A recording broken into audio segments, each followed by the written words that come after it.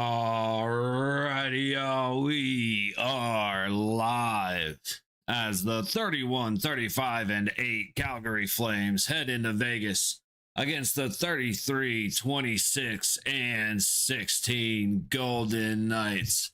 What up, Corrupted? Shout out. Happy Thursday, gentlemen. Calgary coming off a loss to the Flames to the Avalanche 9-2, who would go on to lose to Vancouver. Wow. We know how that goes. So, they did beat the Canucks 7th. Flames did beat the Canucks 7-3, lost to the Ducks in overtime 3-2, beat the Kings in a shootout 3-2. Beat the Lightning in overtime and beat the Panthers 4-1. So the Flames just riding out a streak. Vegas, meanwhile, starting up their best streak since the Olympics, 1 in a row. Not quite, but it's damn close. Losing to beating Vancouver 4-2, losing to the Caps in a shootout 5-4, losing to the Oilers in overtime 4-3, losing to the Jets 4-1. But beating the Stars 3-2. As it stands, the Avalanche and the Stars in order. Colorado, Dallas have clinched 1 and 2 in Central.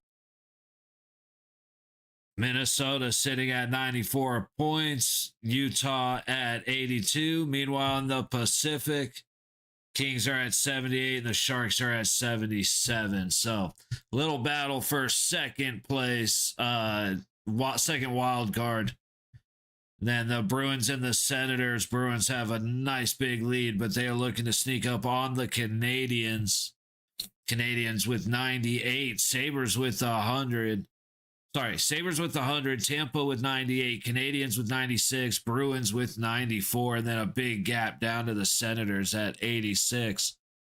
And then in Metro, Hurricanes, Penguin, Islanders. Islanders sitting at 89, Penguins at 92, Blue Jackets at 88, Flyers at 86. So everywhere else, there's a little bit more entertaining of a battle. Coach he's going to run Mitch on different lines as it needed. Yeah, I saw that.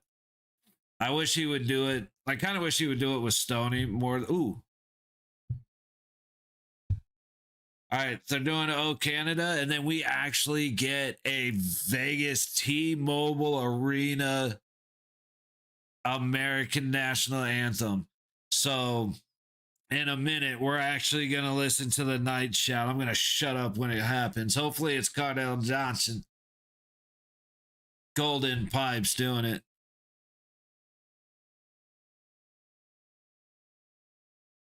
But yeah, I wish he would do that more with Stoney, but he's doing it with Mitch. Mitch has been playing very well since the Olympics, so I don't mind it. It is the return of Carter Hart. Yeah, fair enough. Well, like I said, Marner's been playing phenomenal hockey lately. So. Yeah,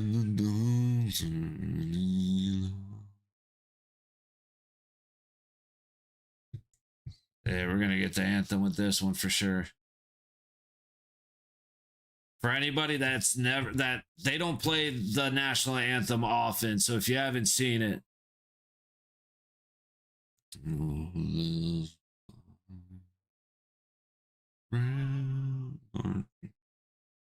I'll unmute it in just a second here. I'm gonna have that hopefully loud enough.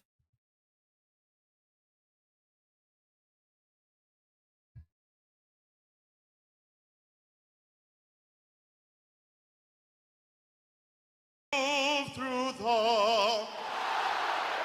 that our flag was still there.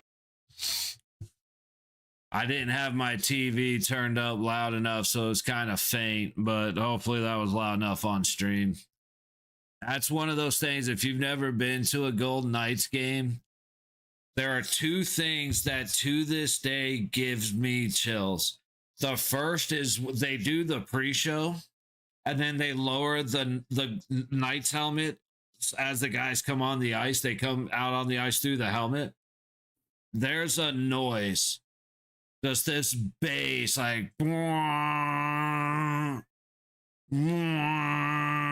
it rocks the entire arena, and it is so, dude, it still gives me chills every time.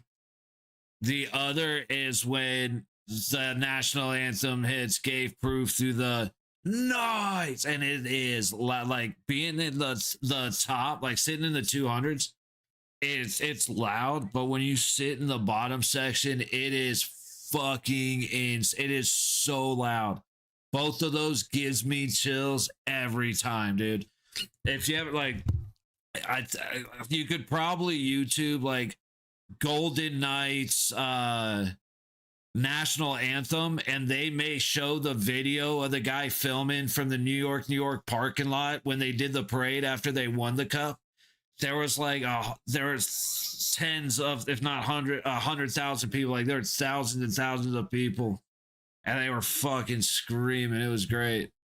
I can't find the channel. No, sir, I cannot. You got to get creative with Google and try work. Oh, quick shot right off of the rebound. Howden gets whacked at, and there will be a penalty right off the bat. But no, I definitely cannot do that.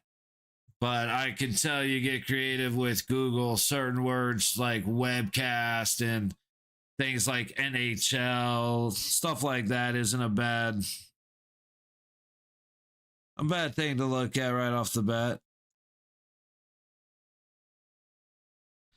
Sorry, Howden had a great opportunity right off the rip. Back behind Wolf, puck up to the high point, kept in by Dorofeyev, but forced out all the way down to Carter Hart, who makes his triumphant return in white gear. I don't know how much I like that. Hurdle trying to recover the puck at the top of the high circle. Calgary's going to go back the other way. Good stick by Marner, shuts down Coleman. Dorofeyev up the low boards across neutral into the Calgary zone.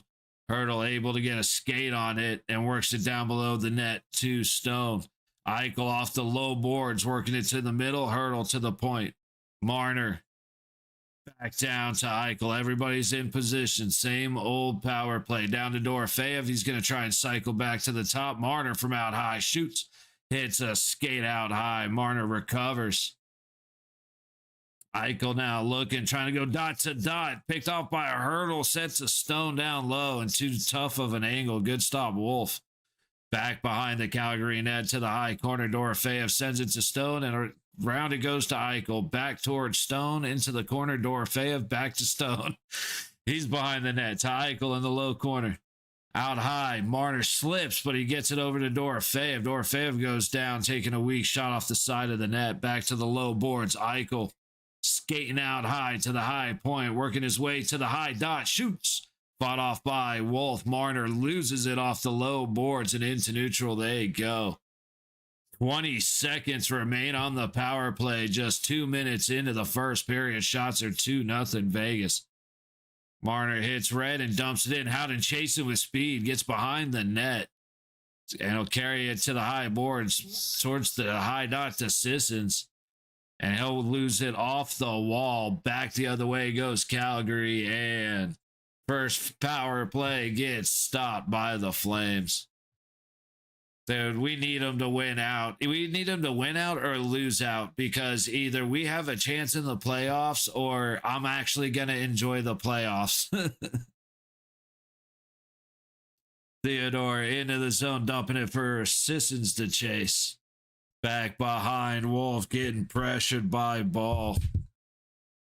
Calgary's able to get up to the dot and out to neutral. Lazon has to play catch up. Calgary coming in on a hard attack. Carter Hart fights off the puck from the top of the low circle. Follow up from the blue line goes well wide. Vegas making the pass up, and Riley Smith does not connect. 3 minutes into the first, shots are 3-2. Icing on Vegas. Yeah, Eichel got it to Hurdle, and Stoney was just on a really hard angle. Okay, Dorofeyev got a lot more on his shot off the pass from Marner than I thought he did. because it actually came in hard and Hart fought it off with the block or with the pad, which means we need to elevate the puck. Korzak collects behind Hart, and Vegas will work their way up and out. Down dumps it in. Riley Smith trying to chase it down. Is that over the back of Kuznetsov? I'm going to try with some of these names. Some of these names I got for Calgary. Some of them Korzak going up the low boards from the Vegas zone. Picked off by Olofsson. He puts a shot on Hart that goes off the back glass. Back behind the net. Strome trying to work it out to Olofsson. It finds its way to the high point. Strome down low. Up Eric. And Kolasar steps in the way of that one. Gets it out to neutral. Good pressure the other way by Dowd. But so far, Calgary can't clear. Howden on the low boards. Picks it up. Gets it to Dorofeyev. Still on the low wall. Cycling back to the line. Hannafin gets close to losing it, but he keeps it in. Dorofeyev fakes the shot. Gets the pass to Hannafin. Puck bouncing around out front. Howden's just bodied somebody. Eichel takes a whack at it, and the puck sent way back to neutral. 4 1/4 gone in the first. Vegas trying to get the puck back into their own zone under some control. Pretty good attempt so far. I don't know how many actually made. It looks like only one made its way to Wolf, but there's a lot of danger present opportunities right there. Theodore up the low boards. He actually gets it through to Marner, cutting across the crease. He gets mauled as he goes across the front. We got a delayed penalty coming for Vegas. Puck loose up front. Marner, everybody taking a whack at it, and Wolf will cover it up. I can't watch for a little bit. How's Vegas looking? Jordan, so far, so good. Power play had opportunities. They're about to get their second opportunity right now. They're getting pucks to the front of the net, which is new. It's like, I'm trying to think of what the word is. Jonathan, what up, buddy? Happy Thursday. I'm trying to think of the word for it, but like I've been saying forever, bodies to the net, pucks to the net. They're starting to do that, and there's a lot of opportunity there. They're not getting it through to Wolf, so it's little tweaking needed, but so far, so good. Shots are 3-1 Vegas as the Knights head on the power play. Whoop. Shame. Shame. Shame. The NV Energy power play. Stoney just got cross-checked to the ice by Ball.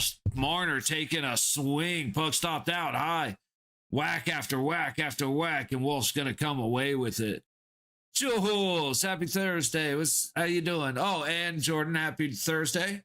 I did not see your first message, Jules. I apologize for that. But yeah, happy Thursday, everybody. Hope y'all are doing well.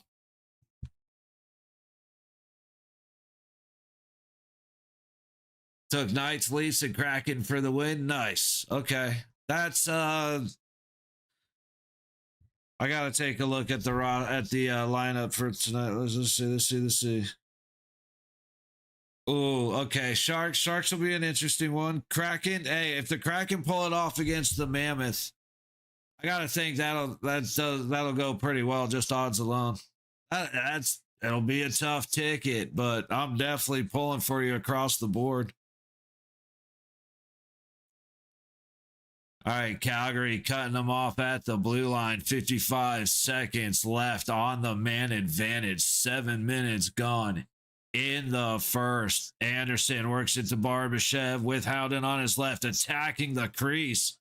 Works it off the pad. Everybody fighting. Sissons follows it up, but it goes wide. Somehow Vegas can just not get through Wolf early on. Shots are 6-1.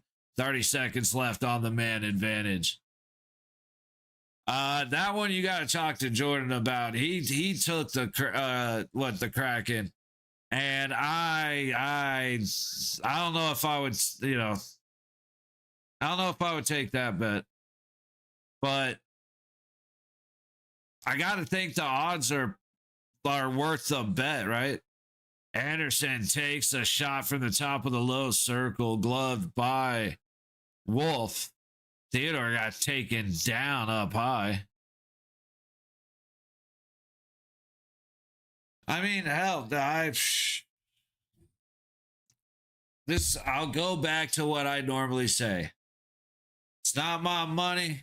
It's not my advice to give.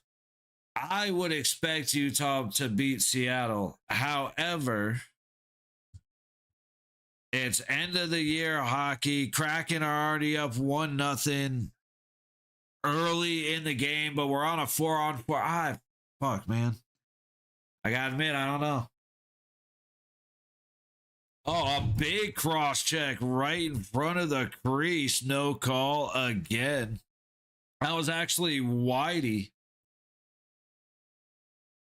Zach Whitecloud getting away with murder.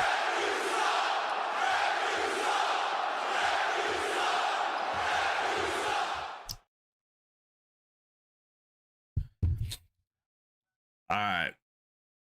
It's Kraken may actually be a pretty good bet over Utah. Like I said, I got to think that is Utah the favorite? If Utah's the favorite, then I'd probably take the bet. But if I got to think they are. Frost dancing and shoots and beats Carter Hart.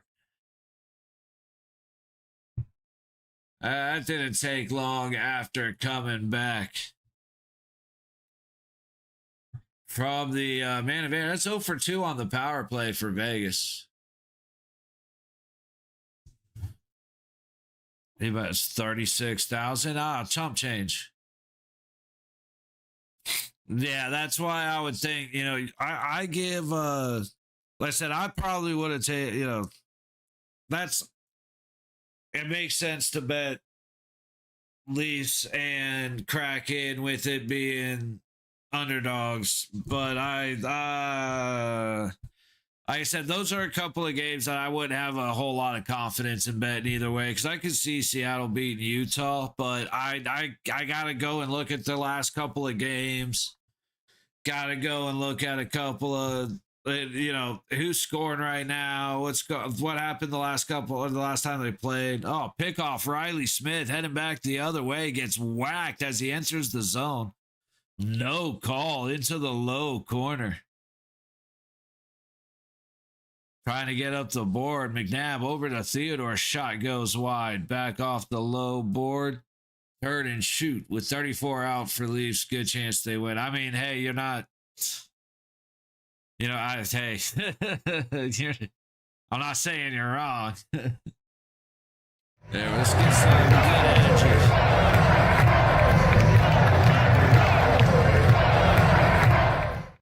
Let's get some good energy in the Golden Knights directions, But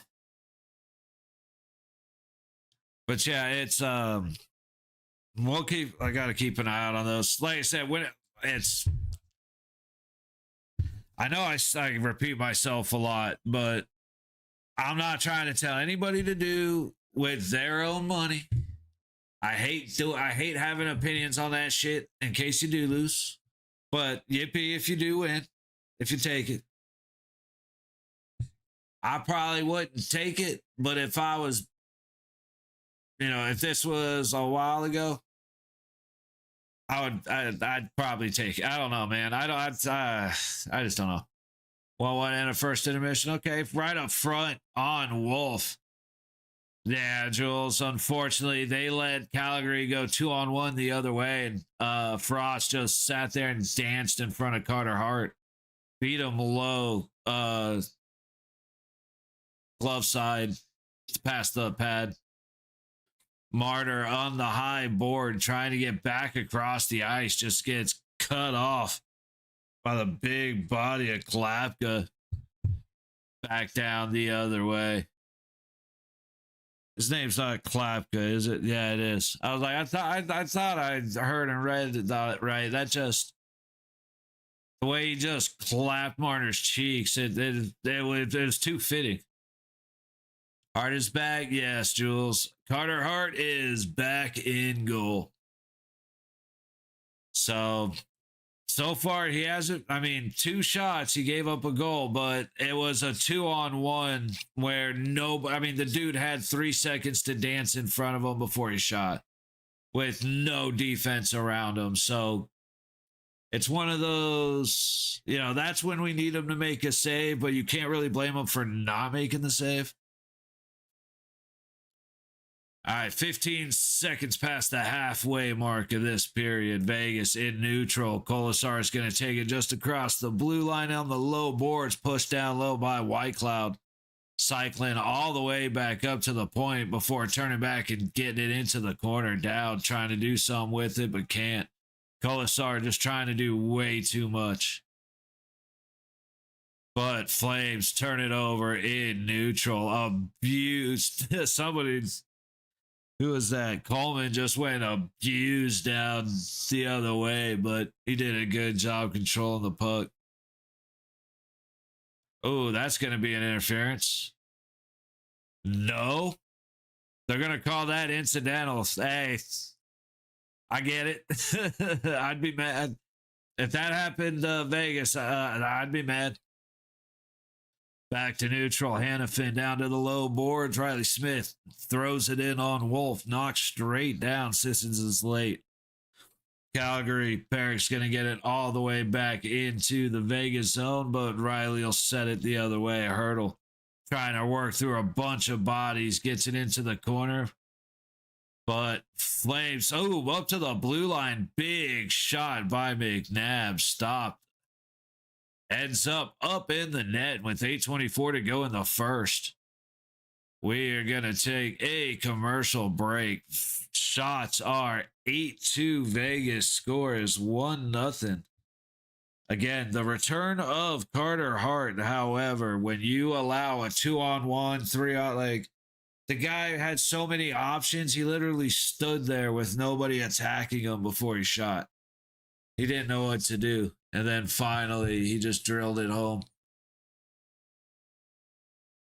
So not the best start. At the same time, can't get too mad. Meanwhile, Jets have an empty net with 40 seconds to go in Dallas, down 3-0. Why? Why? Why? Why? Why? Why? In 5 minutes to go in the third in Minnesota, Wild over the Canucks 4-2. Oilers in Edmonton over the Blackhawks 2-0, 7.5 to go in the second. Just under 10 minutes to go in the first in San Jose. Leafs down 1-0 to the Sharks. 12:51 to go in the first. Kraken over the Mammoth 1-0 in Seattle. And still to come, Predators and the Kings in LA. Finishing up earlier today, Senators over the Sabres in Ottawa 4-1. Lightning over the Penguins 6-3 in Tampa. Panthers, over the Bruins 2-1 in Florida. Canadians over the Rangers 3-2 in New York. Red Wings over the Flyers 4-2 in Philly. Hurricanes over the Blue Jackets 5-1 in Carolina. And the Devils over the Capitals 7-3 in New Jersey. Yeah, they welcome back Whitey, and they all have these guys. I don't know if the batteries would still work on it. Yeah.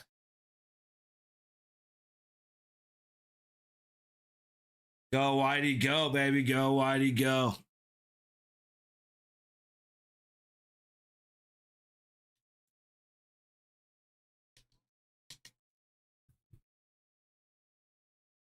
So since they gave those away, we got a little shout out for Whitey.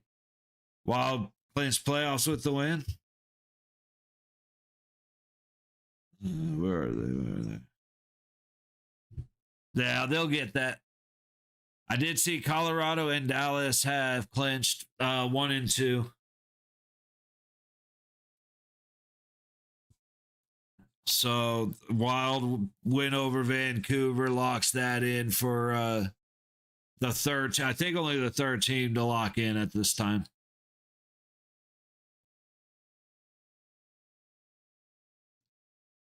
All right, just under 8.5 to go in the first. Shots 8-3. Vegas score 1-0. The Flames. Dude, I should get that makes me want to get a beeper button. Like the sensor beep button. I should actually think about that. Anyway, sorry, brain just having a tism. Anderson collecting the puck in the Vegas zone, gets it up into neutral. There goes Eichel from the center, getting the shot through. But stopped by Wolf at the blue line. Anderson up high, gets it down behind the net to Stone. He fights through her body to get it to Eichel, trying to get it to Marner at the top of the crease. Puck ends up at the high point. Shot stopped by Wolf, back to the low point. Hannafin sends it over the net. Eichel to the low point across the blue line. Marner gets it to Anderson out front to Stone. He goes behind the net, trying to get to Eichel. A Calgary stick is in the way. I've realized I'm get. Anyway, Hannafin shoots and it is stopped way out high. I think that was Coleman stepping in the way of Hannafin's shot. At neutral, Calgary will dump it in on Hart. All the way around to the high corner. And right back in. Calgary shot. Stopped by Hart. Hurdle collects on the high boards and clears it through neutral. Puck hits the line judge. Right back in. Korzak trying to work it up the low boards, and it hops over the stick of ball. Trying to get right back in the opposite way. Strome knocks it back towards the blue line, but Riley Smith recovers. Gives it to Hurdle, back to Riley Smith, and into the zone he goes. Backdoor, Lazon can't catch the flying puck. But that was a little bit of a difficult one. Top of the high circle, puck up front off a skate. Hurdle turns and shoots, and it's covered by Wolf. 6:26 to go in the first. Shots are 11-4 in Vegas. Nah, he pulled it just a little bit. I think he wanted to go a little. Well, I say this as if it's not obvious that he just put it right into Wolf's crest. So every now and then I can shut the fuck up. You know what I mean? Vegas doesn't look bad. They only have one mistake. The problem is that mistake cost them a goal because they let him walk right in. Control of the puck while transitioning through neutral. Like, our power play sucks right now, but that's because our scoring generally sucks right now. So if we could figure that out, that would be really fucking cool. Just a puck. Give Eichel and Dorofeyev or Eichel and Hurdle, like, let them get a goal. Just a little bit of puck luck. Hit the post, but it goes in. Hit the glove, but it knocks off the tip and goes in. Go off a skate. Something weird. Get an own goal, but he was the last one to touch it. Just something. Being the last one to touch it definitely could use some rewording. But do something. Like, just I'm not saying like you can just go and get luck. This is my prayer to the hockey gods. Just give Eichel or Hurdle or Dorofeyev a little bit of puck luck and just snap them loose, dude. Because they need something. Those guys just need to score a goal. Like, Howdy Boy needs to score. Sissons needs to score. There's just to break a little rust off. Remember what it's like to celebrate. What up, Jesus? Happy Thursday, buddy. And if those guys, like I said, if Eichel can get scoring again, Dorofeyev gets scoring again, Hurdle gets scoring again.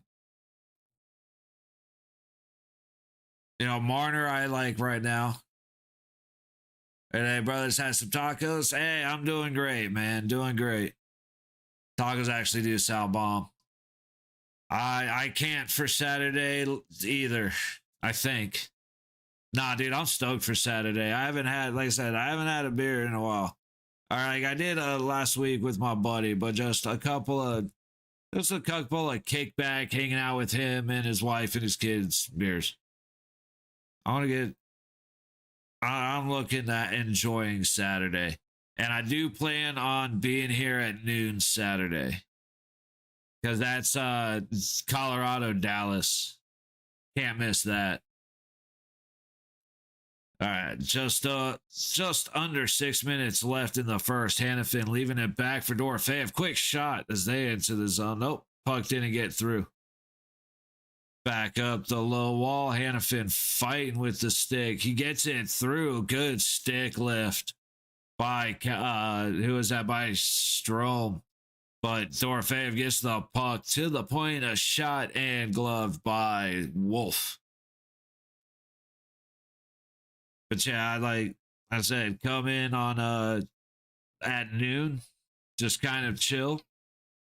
And then 7 o'clock, pop a couple of cans and fucking hang out and hopefully enjoy Vegas beating Edmonton, but realistically get drunk while I suffer in sadness.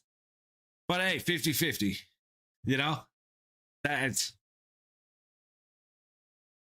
not too bad. Those odds ain't bad. Hannafin from the top of the high circle can't get it down to Howden. Dorofeyev back behind the net.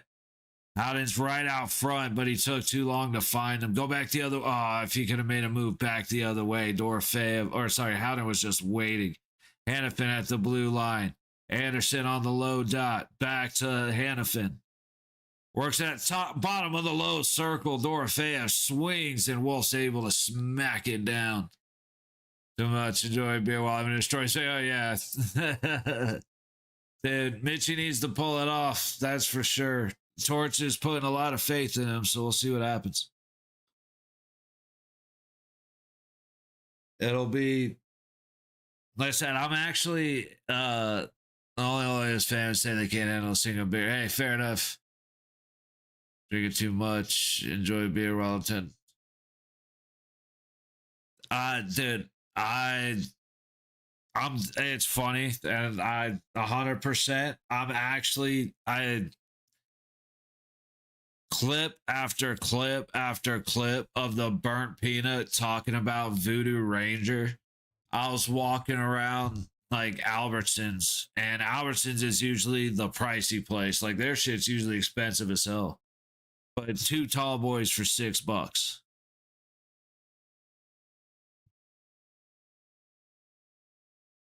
Huh. Really? Like, really? Okay, well, you know what? They're like 9% or 11% or something like that. It's like, really? Okay, I'll tell you what. I'll grab a couple of those. I still got a couple of the Costco beers. I'll grab a couple of those tall boys and we'll see what happens. Dude, the peanut is funny as shit. Him and all the boys remind me of me and my buddies back in the day playing Black Ops 2 and Modern Warfare 2, Modern Warfare 3, just talking shit, talking about random shit, going off on each other, screaming. I enjoy watching streamers be good at games, but it did get boring watching a lot of guys do solo shit since I stopped watching like Call of Duty stuff and all. Like I was mostly watching Tarkov, okay, Landmark, Sheaf, but occasionally like Summit doing GTA and shit. So it was just kind of dude. Hey, I started seeing clips, and at first I was like, this gimmicky bullshit. I had no interest. And then I actually started watching it. It's like, dude, this is me and the boys a decade ago. Just hanging out talking shit. And it's like, man, I miss that shit. So yeah, it's the man's a regular now. And like I said, he keeps preaching Voodoo Rangers and they're cheap. It's like, fuck it. They're cheap enough that it's worth the shot.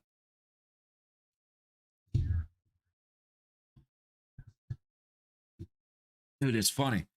there's a dispensary right next to me that so they have med gummies, and I swear, like I bought them, and every like week since they have dropped $5 at a time, and they're the high dose. So usually gummies are like $15 for 100 milligrams. These are 500 milligrams, and they're only $10.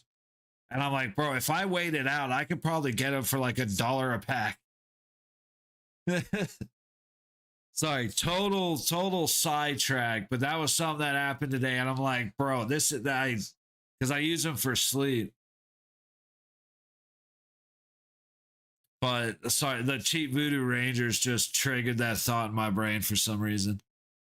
All right, face off to the right of Hart. Dowd's able to get it over to the wall, and Vegas is clear. Cole Smith fighting for it just across the blue line. Calgary's going to dump back in the other way.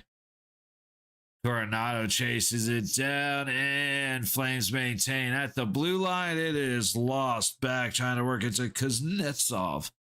I'm trying. Again, with some of these names, just remember, I'm trying my best. In neutral, Dowd has it knocked away from him. And now Dowd goes into the flame zone. Colasar works it back towards Cole Smith, and he'll feed it to the point. Hannafin loses it. I can't say these names, dude. I don't know how to pronounce them.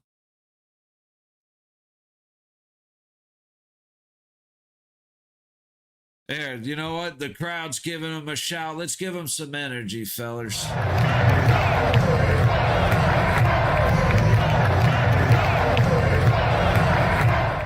Anderson walks in, shoots, fought off by Wolf. Coming off the back glass, Calgary recovers up the low boards into the middle. Hannafin fights it back the other way. Howden knocks into Eichel, cuts up in the center, gets the pass to Anderson, and his shot is stopped by a Calgary stick. That looked like a shot to the face. Oh, they're going to call Howden for grabbing the stick instead of, I guess, dude didn't punch him in the face. Interesting.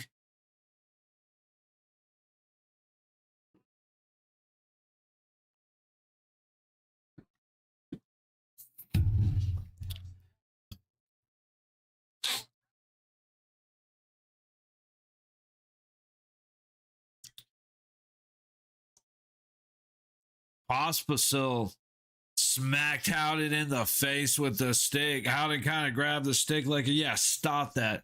And they call Howden for holding the stick.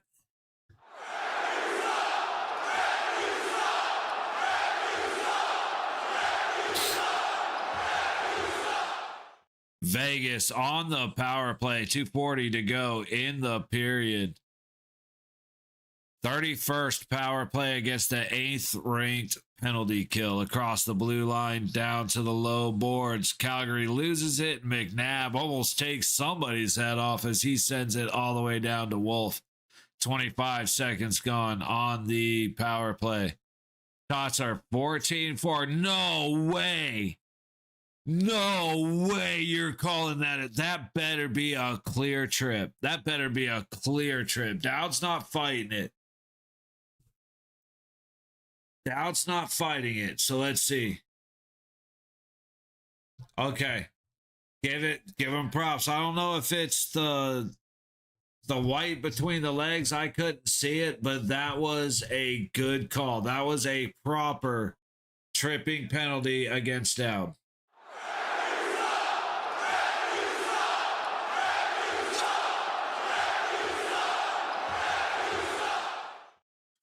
Minute 29 on the 2-man advantage with 2:17 to go in the period. Fellas, why, ladies and gentlemen, why does Vegas suck? On the high dot, across to the low dot, missing the shot well wide. Back to the top of the high circle. Calgary controlling. Shot comes in wide. And so far, the biggest deterrent to another goal has been Calgary's aim. Trying to work it to the low corner. Cut off by Vegas and sent the length of the ice. 60 seconds on the two-man, a minute 45 in the period. Back in goes Calgary. The ref you suck chants are louder than mine when I play it here. Fed down to the low baseline, carried out to the point, right up the middle of the ice. Back to the low dot, shot, stopped by Hart, rebound whiffed on, and puck cleared.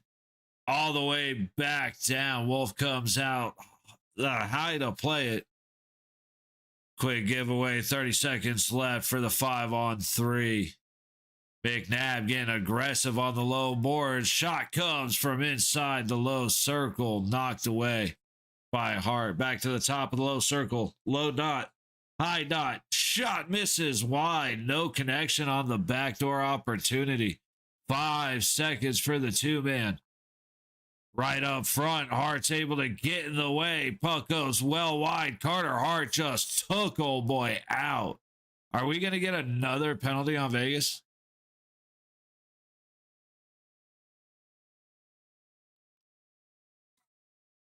The hell just happened? Carter Hart looked like he just straight up and took his legs out. Good job by Lazon, just being heavy on the stick. And then Coronado just all off balance as he tried to shoot. 45 seconds on the clock. 30 seconds on the power play. But they made it through the... Vegas makes it through the 5-on-3. Calgary outside the high circle, back to the point. Top of the low circle, shot on Hart, fought off and cleared back to the blue line by Anderson, but not out of the zone. 10 seconds on the man advantage from the blue line. Low dot, shot goes wide. Carter Hart will glove it in, freeze it. 4 seconds left on the man advantage. 20.8 to go in the first. There's the power play, blah, blah, blah. There we go.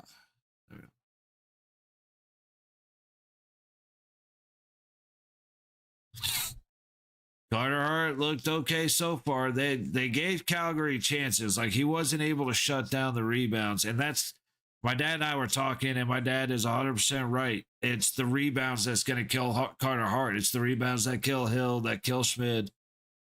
He needs to work the puck into the corners. He's been lucky so far that the defense has showed up. The defense has showed up in front of him and has knocked away loose pucks to bail him out.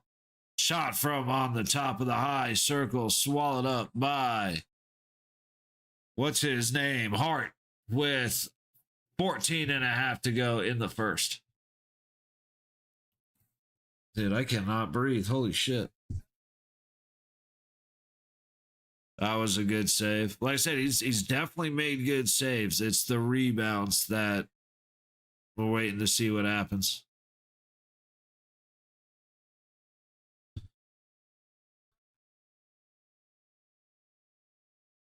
Face off on the top dot of the Vegas zone. Won by Vegas.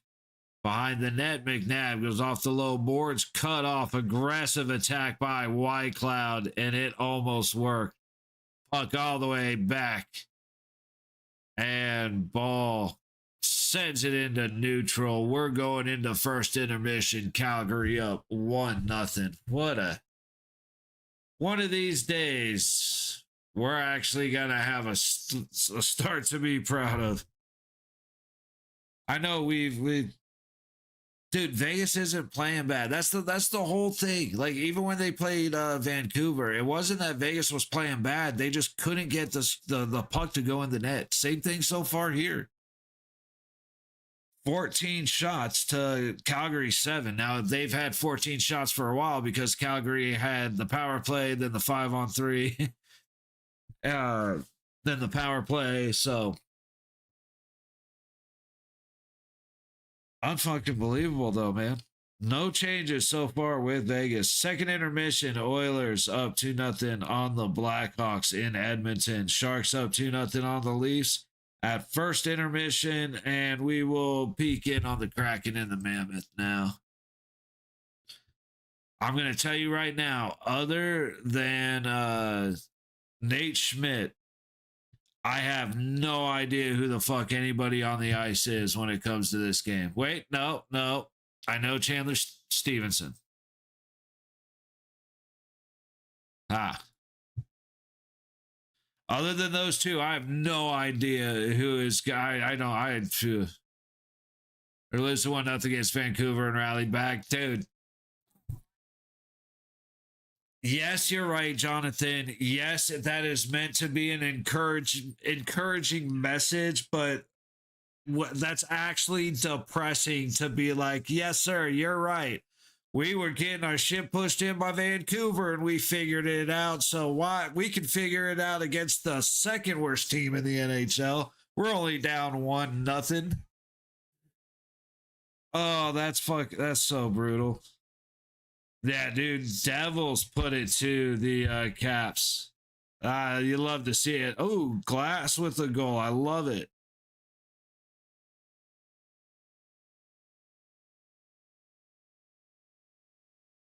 The scoring ass game. You gotta love it. All right, let's see. 2 minutes on the clock. I don't even. Okay, that's the Mammoth. They ice the puck. Like, dude, I don't even know the jersey. Oh, is that Marchment? Is that where this? No, okay. Oh, Jersey looked a lot like Marchment. I was like, why is this piece of shit here? Who does that piece of shit play for nowadays? I've got to know.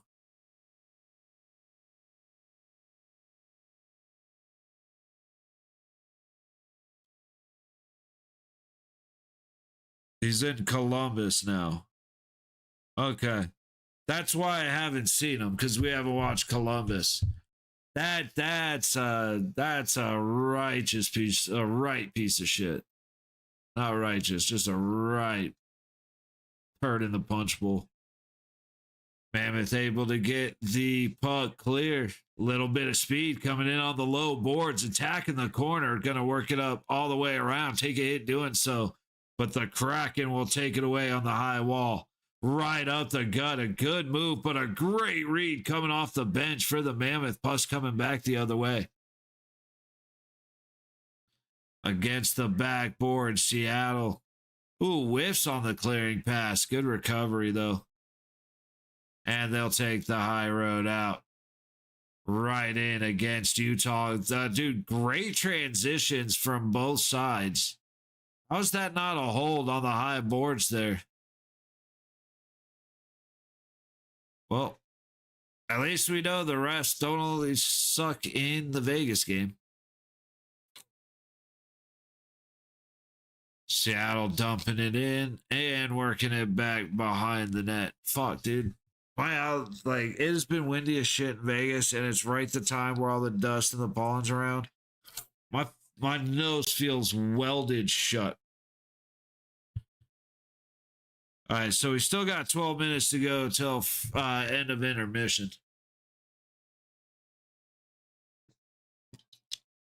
30 seconds to go on the clock in Seattle, the first period in Seattle. Kraken have the possibility of one last attempt. Dude, just met a brick wall. Schmidt Marino just locking down the blue line. You gotta love it. Wish Vegas would do that. Dumped in by Schmidt around to the Kraken goaltender, and he will head out. The bomb is bumming, yeah. All right, so that is first intermission here. Cole on Catton.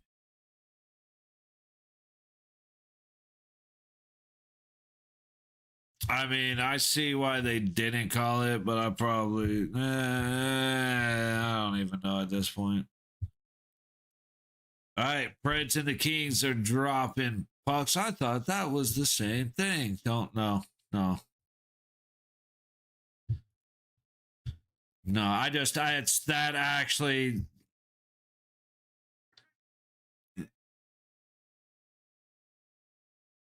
Oh, already the Predators lose a goal 18 seconds in. They call it played with a high stick, so no goal.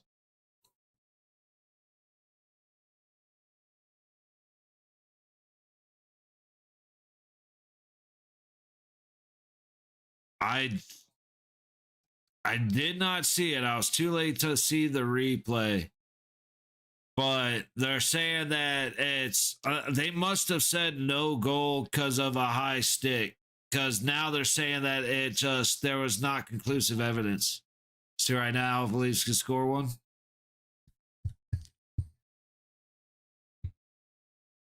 It's who's in net for San Jose? Let's start there.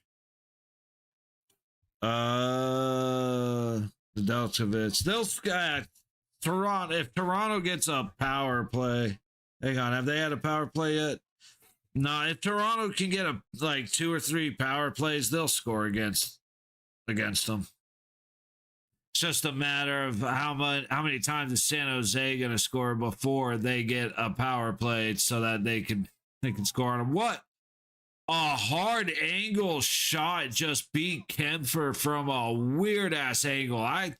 I wasn't even worried about the game because it looked like nothing was about to happen, but sure as shit.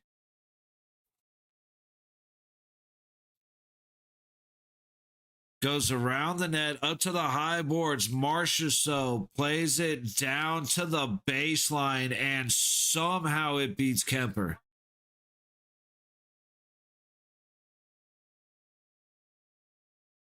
Oof. Watch stream around ago. You said you played in Black Ops. Oh yeah, dude. In Black Ops 2, I was running around with the 1,000 score per minute, man. I was single digits.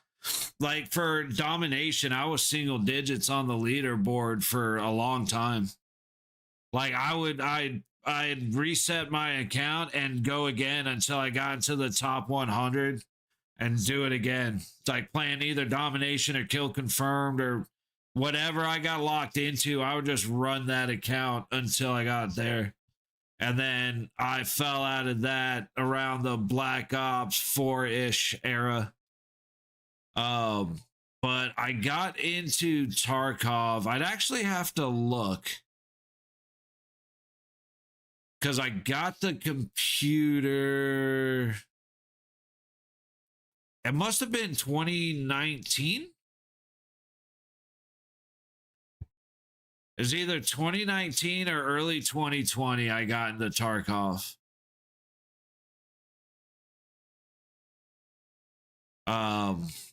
I'm trying to think of a way that I could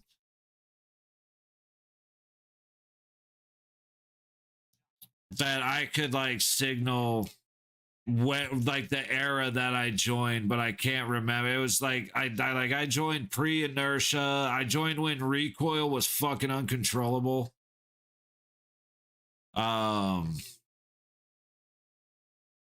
It's been a while. But yeah, like I said, it had to be either 2019 or 2020. But it would have been early 2020. Dude, Kings are just getting abused. So you were one of the first Tarkov. Not quite. I think it actually dropped in 2018. Like 2017 or 2018. But I was the first couple of years. Like, I wasn't early Tarkov, but I was pretty early. Dude, I played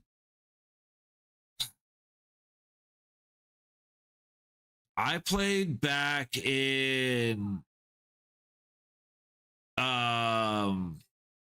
I said I'm trying to remember. Like, I remember Streets wasn't a thing. I'm trying to remember like the first expansions and shit. Like, I remember pre-goons. I remember like the streamer item list was a lot shorter. I'm trying to remember, man. Like, it's been so long and I've played so much. Like, I have, I don't have 10,000 hours in Tarkov, but I've got like 2K. I've got a few thousand.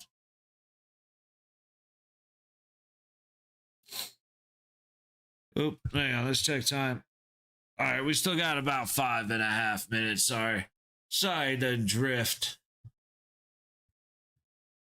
But I got like I haven't even loaded up the game in a couple months, so I might jump back on it during the wipe. Like, or we'll see when the wipe happens after the playoffs, because until the end of playoffs, like I'm in school from now until June at least, and then I got to sign up for the classes for the fall, which will start in August. And so Nashville just scored again. Kempfer looks like shit, dude. They had one waved off and now two are in. First actual go to extraction shooters. Dude, I love the game and hate the game at the same time. It pisses me off, but it's a good time. I almost wish I didn't get into it as early as I did, because then with it being alpha and with it actually being out, and there's so much to learn that I almost wish I could unlearn and relearn how to play the game. Just because it was a lot of like, it was, there's videos, I'm sure there's videos of me absolutely fucking raging, dude, because my Stygian Wolf was teaching me how to play the game. And like, I didn't understand what he meant by those are scavs.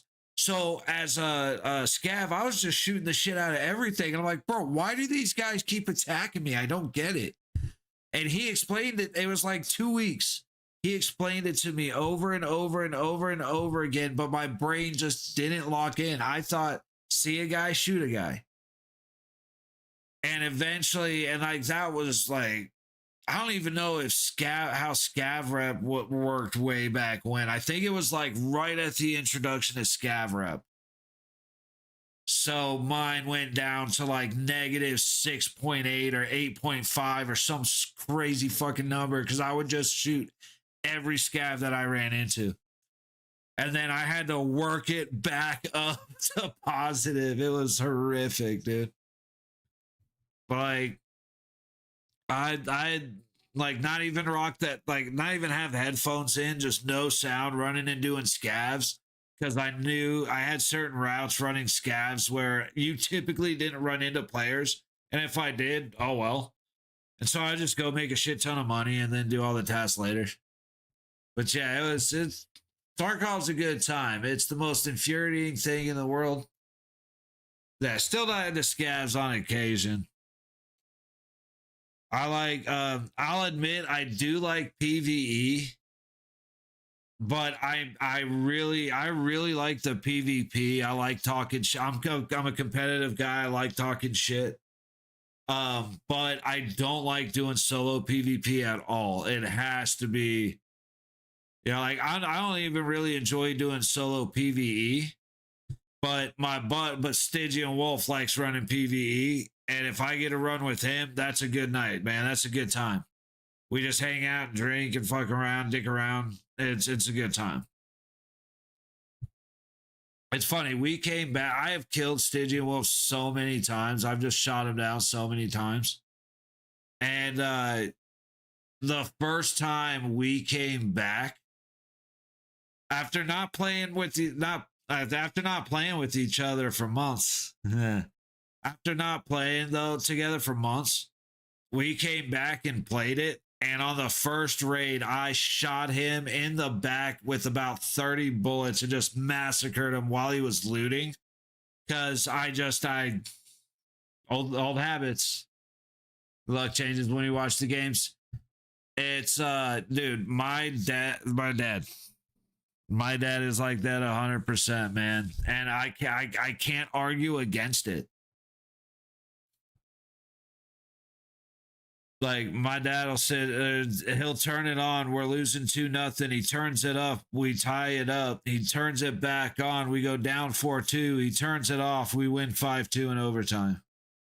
And it's happened so many times that I got nothing to say. Every time he says it, I'm like, oh, come on. And it's like, in the back of my head, I'm like, yeah. Like it's so funny. It's so on the nose. No. It's superstition, Jesus. That's exactly what it is. Never tried PvE, love PvP. Investor as 7,400 hours playing only solo. See, I get the attitude behind solo Tarkov guys. And the reason I get it is it takes a special kind of person to play solo, and it's typically, and I really don't mean this in an insulting way, but it's a more selfish person. I don't want to, we both need 20 scavs. I don't want to go find 40 scavs. Like, I don't want to be getting ready to lead the raid, but you need one more scav, so let's go hunt them down, and then we die to a team that sneaks up behind us. Like, that's why I get solo 100%. I am responsible for my raid. Yeah, there may be a cheater, there may be a rat, whatever. My decisions in this raid, the decisions I make in this raid are mine alone. They affect me negatively, it's my fault. They affect me positively, it's my fault. That is, like, I get that attitude way more. Like, that's the attitude I have in my class right now when we got to do stupid group assignments. It's like, dude, just I pay for this class. Let me just get my grade that I deserve. So I get that. But it's so much more fun to dick around with a buddy or a couple of buddies. Like, Peanut doing mystery nades and shit, helmet checks. All that stuff is way more fun. Run around, so you just light up scavs. Oh, dude. The amount of times that I've killed scavs or players 30 seconds after he said, okay, I need players. All right, cool. Walking by, and there's some guy hiding because he's afraid I might see him. And instead of being like, Z, turn right, I'll shoot the guy and then go, oh, sorry. And then 30 seconds later, I'll shoot a scav. And he's like, dude, what are you doing?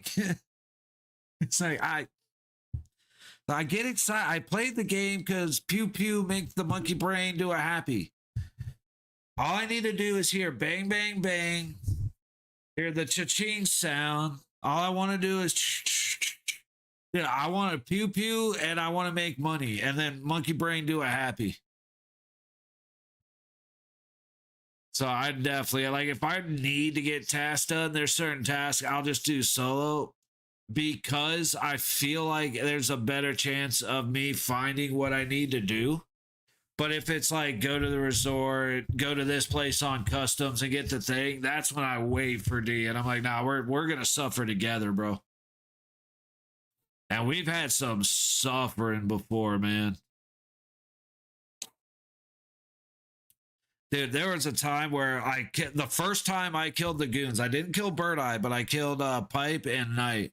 I had their bags. I'm running to extraction. I make it halfway across the map. It takes me 20 minutes because I'm heavy as shit. Probably like 7 minutes because I'm heavy as shit. Put the backpack down. It drops through the ground and disappears. It was like a 20-something thousand XP raid, and I was pissed. Like, Tarkov's another animal, man. All right, sorry, we're back to hockey. 45 seconds gone in the opening frame. White Cloud knocks it back into Vegas territory. Anafid from his own dots works up to the middle. Howdy try to go across to Eichel. Wolf knocks it away with the stick. Stone sends it back up to the high boards.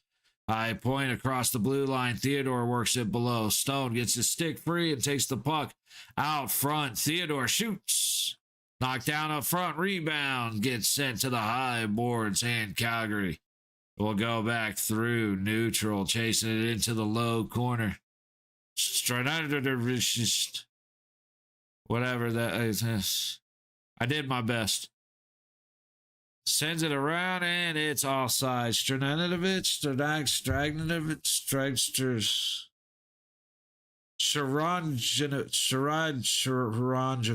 Sharanjovic.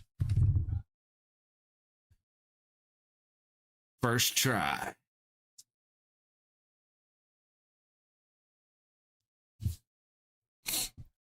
Dude, I can't fucking breathe through my nose, and I feel like I'm gonna die. Oh my god, this is miserable. Calgary works it up through the middle as Strome tips it deep. And And McNabb gets it to Theodore, up past Marner to Barbashev, left at the blue line. Theodore picks it up at the top of the low circle, shot, tip, and score. What the hell happened? Score!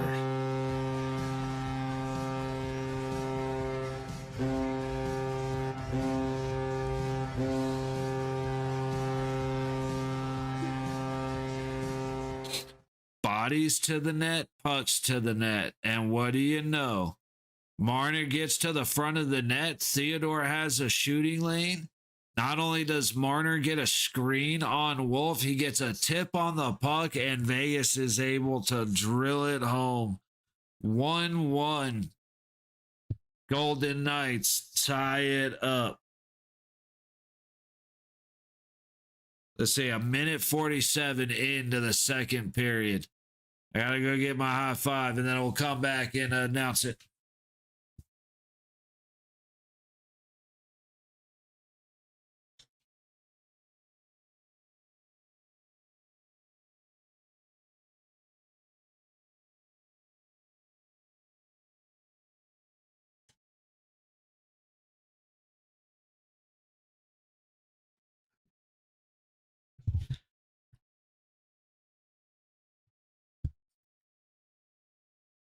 Where'd the goal go? What are we looking at here?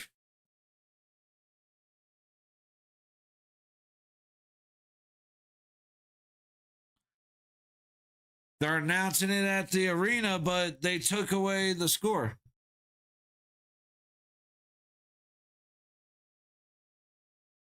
Shot goes wide as Hurdle looks for the tip from the back door. Good defense by Calgary. Anderson almost goes down. Puck comes out to the middle, and Calgary works out to neutral. As soon as I can get the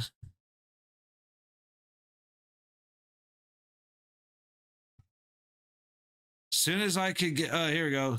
Score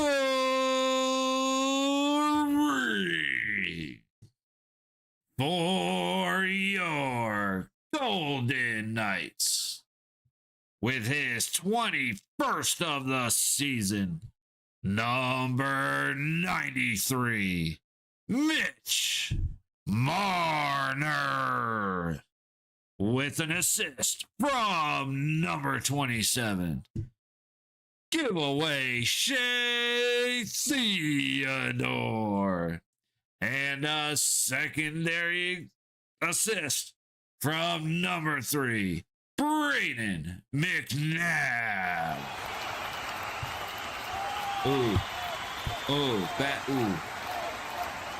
Jordan, that's rough timing on that message, Jordan, because it popped up. Sharks are 3-0, and all you hear is "Yay! Woo!" Well, it doesn't seem like that leg's gonna pay off for you, buddy. And yeah, Jonathan, it was great too. A shot from the blue line with Theodore made it past the guy standing in front of him, and Marner was right in front, got there for the screen, and then a good tip. Attacking off the high side on a hard angle. Shot goes wide. Lazon buried deep into the corner, trying to get it up the boards to Korzak. He'll go back the other way around the net. Bacall picks it up and takes a smash and getting it clear. Okay, it's only $5. Yeah, hey. See, that's what I mean, take the long shots for cheap. A bet that I used to do a while ago, because my buddy was big on betting football and basketball and shit. I'd put $10. I'd get the bubble sheet that you fill in at the casino to put your bet down.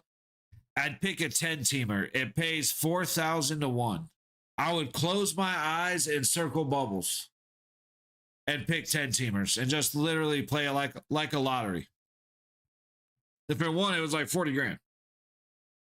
It never won. I never even came close, but it was $10. You know what I mean? Like, take the long shots from time to time.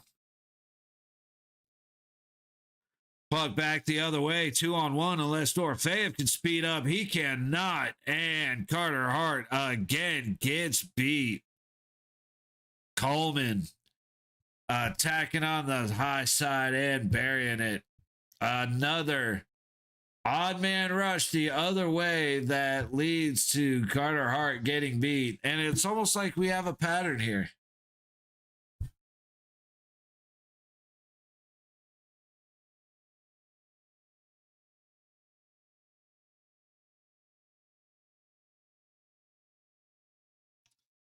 Backlund to Coleman beats McNabb, and Dorofeev's way too slow to catch up to Coleman. He's got an easy shot. Backhand, forehand. You would hope Carter Hart would make the save. That's twice, though, that odd man rushes, gets Vegas beat. Hey, Jonathan, hang on. Hang on to that message a minute. Stoney gets called offside. He does not like the call.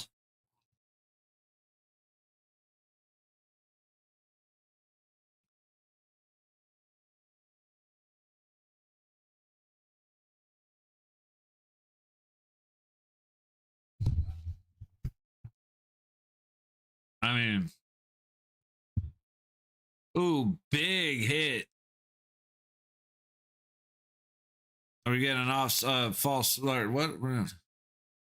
Yeah, buddy. That's remember a minute ago how Jordan, does anyone feel like your luck changes when you watch the games? Yeah. If they scored when you weren't looking, then your ass ain't allowed to leave anymore. Again, I don't make up the rules. I just think of what they are and then explain them to you. Vegas wins the neutral zone face-off, and we'll pretend like they have a chance. Dumped back in. Wolf plays it from behind. Little floppy pass on the board. Puck goes straight up in the air. Stoney gets shoved off and around to the high boards. Calgary goes into neutral, backhand in. Coleman doesn't get it past Anderson. Back of the night scored. See, so okay, so you're not allowed to watch. You guys can't leave. That's because if Jonathan leaves, then Calgary scores. If you leave, then the Knights don't score. So both of you gotta fight. Like intermissions, like they exist for a reason. You know what I mean? Start playing into your shit in 20-minute increments. What we need is Azon Blaze to show his happy ass in here, man. Haven't seen him for a little bit, but he was always my lucky rabbit's foot, man.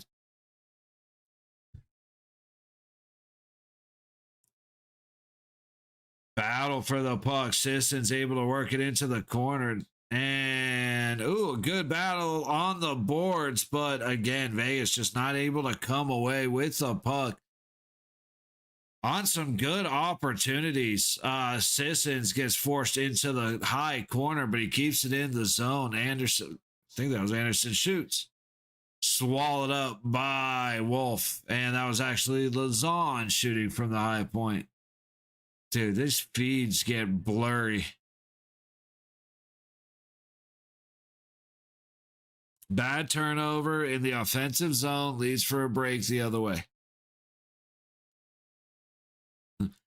Yeah. Tell me if you've ever heard that one before. Vegas loses the puck at the opponent's blue line, which leads to an odd man rush the other way.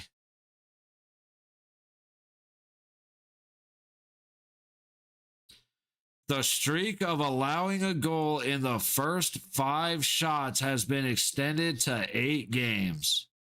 It also extends the streak of Carter Hart having allowed a goal in 12 straight periods.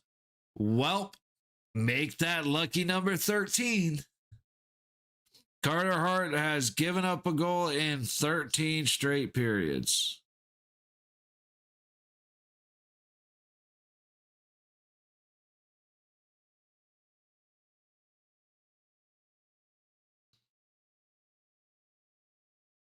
Looking for any other news or updates. Ain't nothing going on right now. Let's check the other games. Gotta check Sinbin for stats. If you're a Vegas fan and you're on X, you gotta check out Sinbin. Like, he is by far my go-to guy for straight up factual information. He gives his opinion, which he's very well informed guy, but he starts by oh wow, dude, Cole Smith just got jumped.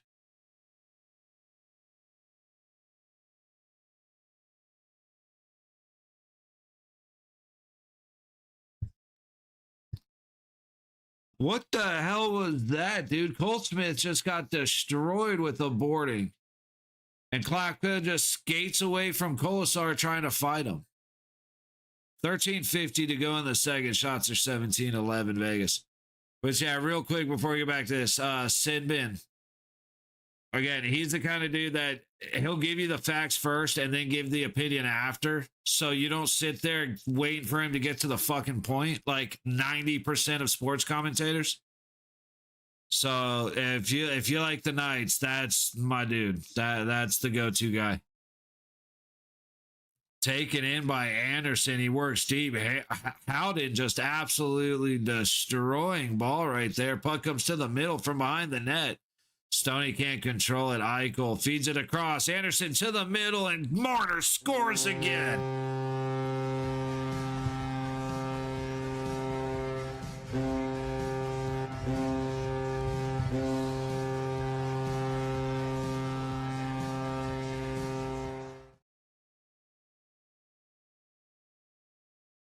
Marner feeds the puck out from behind the net. Stone misses it. It goes out high. They pass it outside the top circle.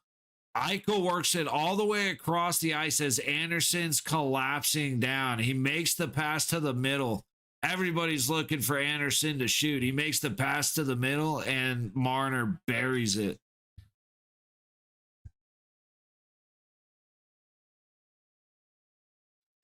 It's almost like when you have the objective of scoring, you score.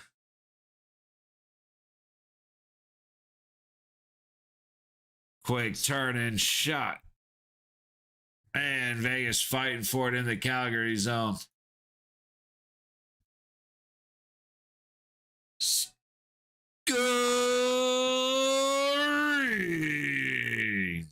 for your Golden Knights with his 22nd of the season and his second of the game.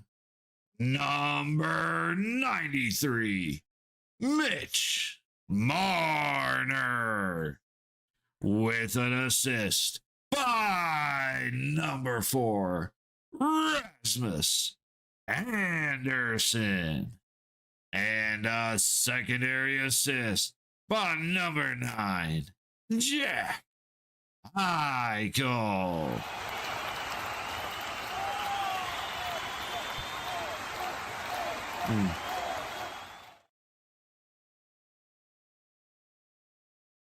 Leafs have a chance, man.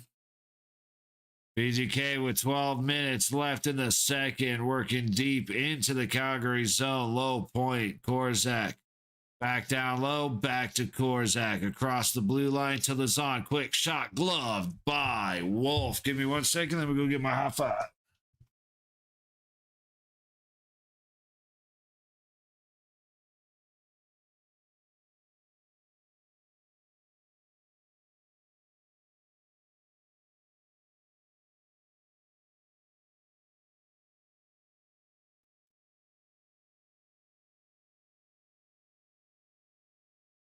I'll have to try again in a few minutes. All right. Leafs are on the board, buddy. You got a chance. Oilers up 2-1. 10:17 to go in the game. Kraken up 3-1 over the Mammoth, and the Predators up 2-0 over the Kings. So Maple Leafs somehow managed to pull something out of their ass, buddy. You could get lucky.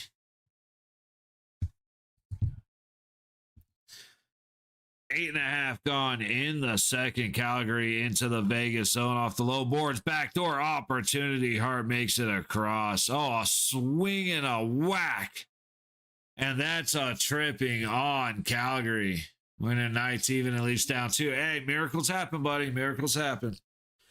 And Frost is laughing. We'll take a look and see.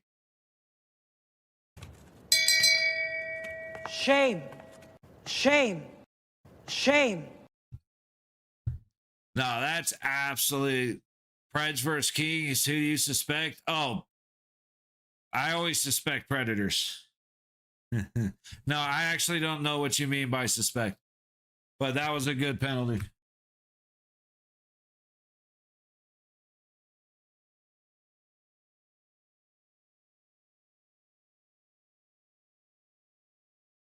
Okay, my windows closed.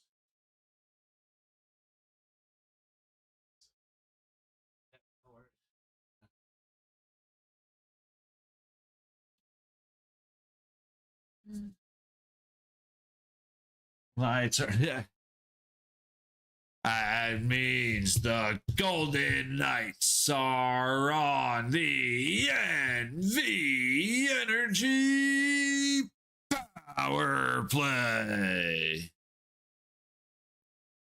Yeah, Predators versus Kings. I mean, hey, the Predators have taken on a more a different meaning lately, more prevalently. So yeah, little Prince Andrew situation. You know what I mean? Prince Andrew versus his dad. Anyway, wait, what just happened? What just happened?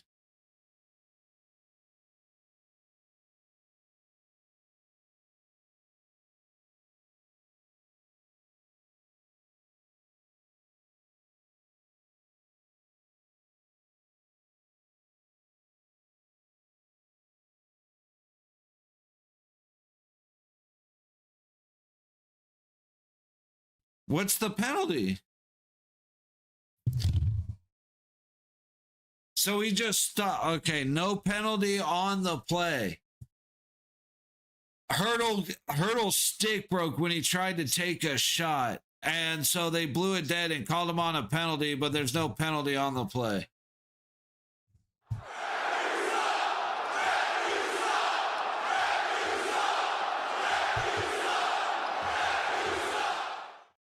And Calgary's bitching about it. What are we doing? What are we doing? No break, quick shot, and it's broken. What are we doing? I know he's dealing with a world of shit. That's about all I know, to be honest with you, Jordan. I only know enough to make a joke on that side of shit. I feel like it, but I feel like it was done in a different way.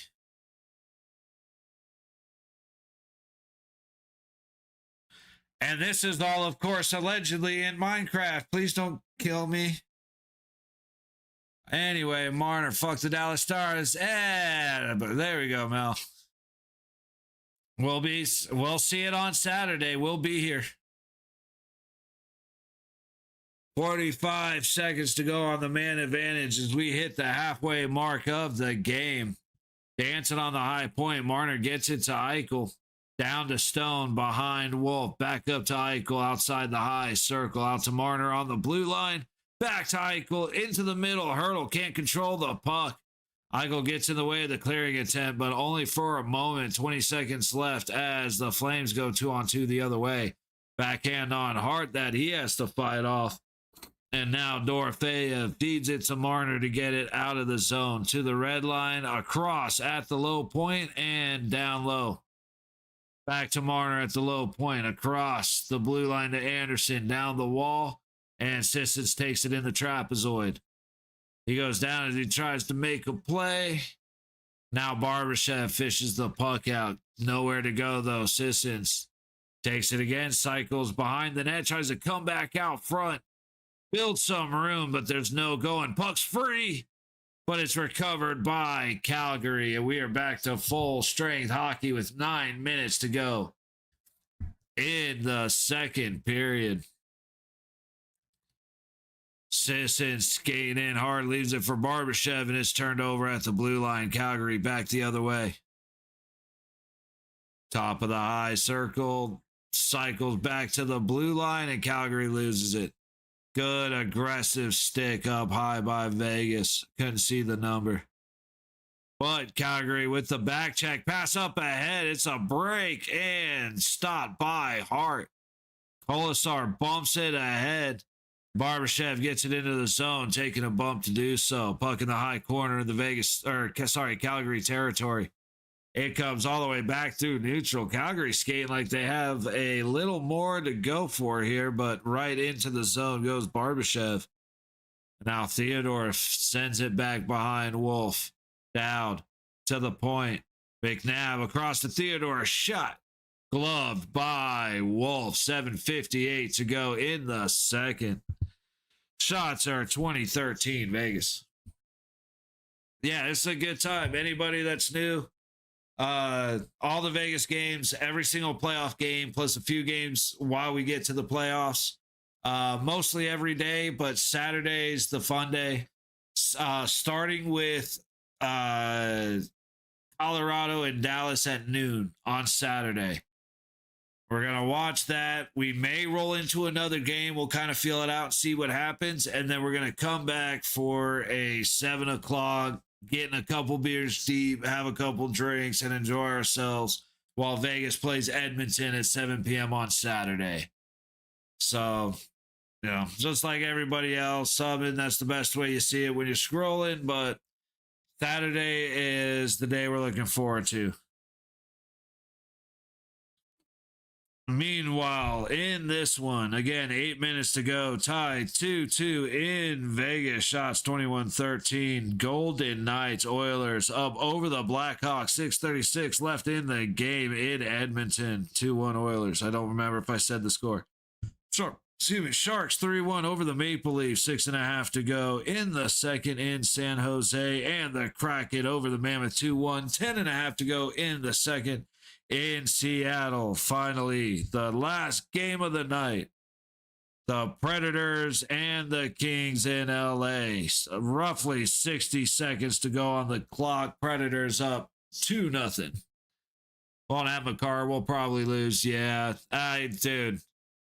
Hopefully you guys are pissed off enough about what happened against Vancouver that you come out and just absolutely bend over Dallas. Like, just get physical and start beating the shit out of them right away. Like, think the movie The Replacements, Keanu Reeves. Kick ass on one. Break. And just go out and start beating heads. I know you that's really, I mean, Colorado will play physically for sure, but that kind of physicality is more Tampa's game versus y'all's game. So I don't see it happening. But yeah, without McCarr, it's going to be a battle. You got Colorado's got too many good players for McCarr to make that big of a difference. And then you see the score against Vancouver, and it's like, well, shit. 2-on-1 the other way, unless Marner can hurry. Coleman shoots and he scores, beating Carter Hart. High glove side. 3 odd man rushes have led to 3 goals. I think Carter Hart may have stopped 1 odd man rush, but I truly don't even believe he has stopped that much. Anderson, that's the problem when we start relying on our defensemen. We tell them, you got to pinch down, get aggressive towards the net, you got to score. Well, eventually a puck's going to hop over and they're going to get beat at the blue line. It's going to be taken back the other way. 3 odd man rushes, Jonathan. 3 odd man rushes have led to the goals. So Carter Hart can't make a stop when we need it. Not that any of our goalies can. But our D has been bad. Carter Hart has gotten lucky already that our guys have actually swept some loose pucks off of the crease. But the defense has been bad. if they had been just a little worse, this would be like 5-2 Calgary.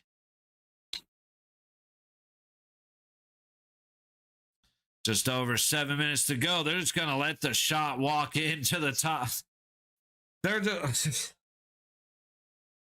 Calgary dude just walked in from the red line to the top of the low circle without any fear of being looked at, let alone actually gone after. Lazan tied up with Pagal in the high corner of the Vegas zone. Eichel just took a little shove. Fucking punk, dude. Glove save, Carter Hart off of Klafka. Shit, dude. Carter Hart this season is 5-3-3, 3.28 goals against, 8.71 save percentage, allowed 3+ goals 7 times in 11 games. Here's the problem. He didn't play professional NHL hockey for 2 years. Then he came back for 11 games, and then he got hurt, and he hasn't played in months. So what do you expect out of him? This is why we don't have faith. Like I was talking about, I'm like, I really don't have a decision on Carter Hart because he started really good, and then or not really good, but he looked like a good goalie, and then he collapsed, and I think we're gonna end up seeing a lot more of the collapsed Carter Hart than the standing strong between the post Hart. His rebounds, he gives up the rebounds right to the middle and right on top of the crease. Again, for some reason, our guys have decided to show up at the top of our crease and knock the loose pucks away. However, they haven't shown up in neutral. The other big shot from the middle of the ice, Hart makes the stop, gives the puck up right at the top of the crease, but he's able to freeze that one. So again, it's if I was Calgary, I would play a 4-man. I would play Edmonton style defense. I would play, you got one guy that just floats the blue line. He's the cherry picker. As soon as it looks like he go the other way, he tries to. Otherwise, you just float the blue line. And then play a 4-man D. Like play a penalty kill style diamond between the circles. That I truly believe that would destroy Vegas. Hannafin goes in on the high side, stopped by Wolf, loose puck sent away by Calgary, big shot by Anderson. It's a body out high puck to neutral. Hannafin gets it to Anderson, who sends it back behind Wolf up the high boards to the high point. Hannafin to Hurdle. Back to the blue line. Hannafin holds up on the shot, goes off the boards, pass into the high corner. Hurdle gets it to Sissons, who feeds it to the low point. Anderson fakes the shot, finally throws it towards the net, looking for a tip. Hits Hurdle, but it goes wide. Hurdle trying to get it out to the front of the net. Riley Smith swings wildly at it, but gets it to Hurdle in the low corner across the blue line. Hannafin bouncing puck off assist and stopped by Wolf, and Calgary finally takes it to neutral. Coleman dumps it deep onto Hart. And just about 5 minutes to go in the second period. Yo, what up, Demi? The games have been rough, dude. We were losing to Vancouver, but we came back and won it. Now we're losing for the third time. We are losing to Calgary. It's been rough, Debbie. It's like hanging out and watching them have been a good time, but fuck, the hockey's been rough, my dude. Happy Thursday, brother. How you doing? Oh, big boarding against Klapka. Is there no penalty? Okay, there is a penalty. That was a bullshit hit. There was a good hit on the low boards at the Calgary blue line, and then Klapka lost his shit and boarded Kolasar. That was dirty. And now Ball's in there throwing punches at Kolasar.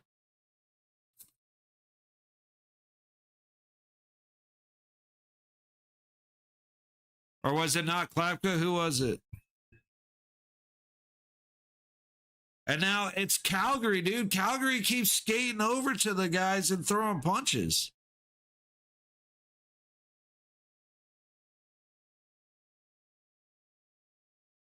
Had a bet on the Brinket goal, but again, to watch it again. Hey, I'll take that, man. If it's watching versus winning, I gotta say, I'll take the winning. So that ain't too bad. But yeah, it's some of the games have been little rough. Some of them, Propasol hits Kolasar. Yeah, the sticks between his skates. And then Klapka comes out of nowhere and boards the shit out of Kolasar. That should be a Vegas power play, but we'll see what actually happens. Nope. They have it marked on the app. It is a Vegas power play. Oh, that's not what I want to do. Where is it? Where's my, there it is. Jesus, I have too many things on my source. That's strange. I got too much stuff now. I can't find any of my effects. But yeah, the games lately have been a little rough. We did end up winning against Vancouver, so that's okay. It would be really good if Edmonton found a way to lose to Chicago. They got less than 2 minutes. Let's bring that game up real quick because this actually matters for us.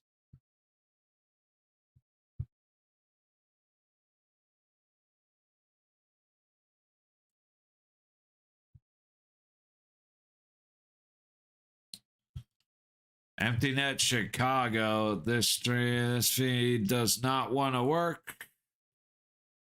See if this feed wants to work. It does. It looks like dog shit though. Okay. All right, missed on the empty net. Chicago around their own glass. And let me see. Let me adjust this up here real quick. Ooh. About to be a turnover in their own zone. Blackhawks get it in on the high wall. Again, extra man for the next 80 seconds unless they score. Someone scores. High point, top dot, quick shot. Misses the net. Fed from the low boards, but Edmonton takes it, swings it, but it's a 2-on-1 the other way. Edmonton will empty net it. And that will finish off Chicago. Hey, man can dream, can he? The Sharks blue color. I have to see it. Let me see it. Wait, is it like the standard blues color? Or blue color? Or are they doing a special color tonight?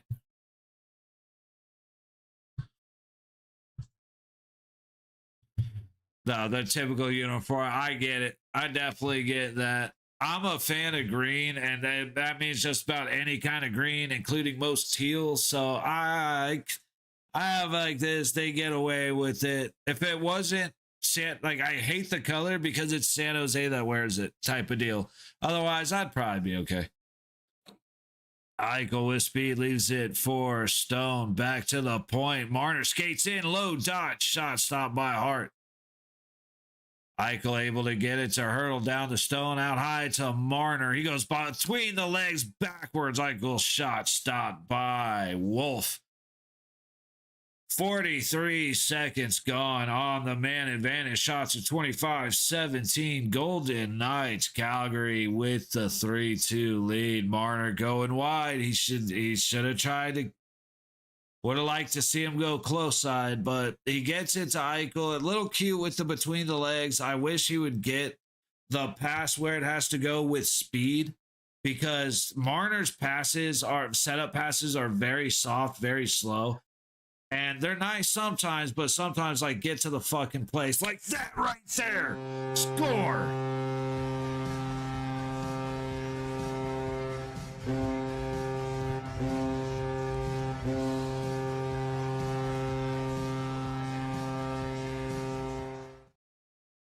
I gotta go back to calling the games more than just talking shit, because Marner finally made the pass that I've been wanting him to make for fucking 3 weeks.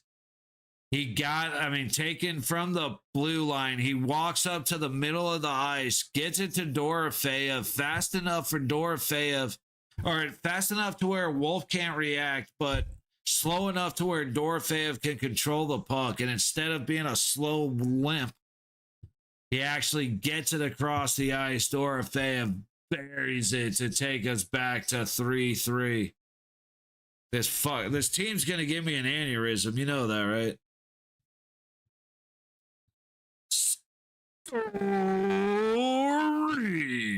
I gotta try to be quiet. Sorry.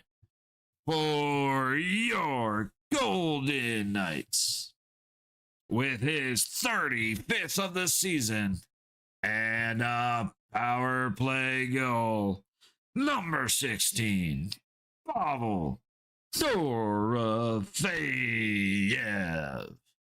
with an assist from number 93, Mitch Marner.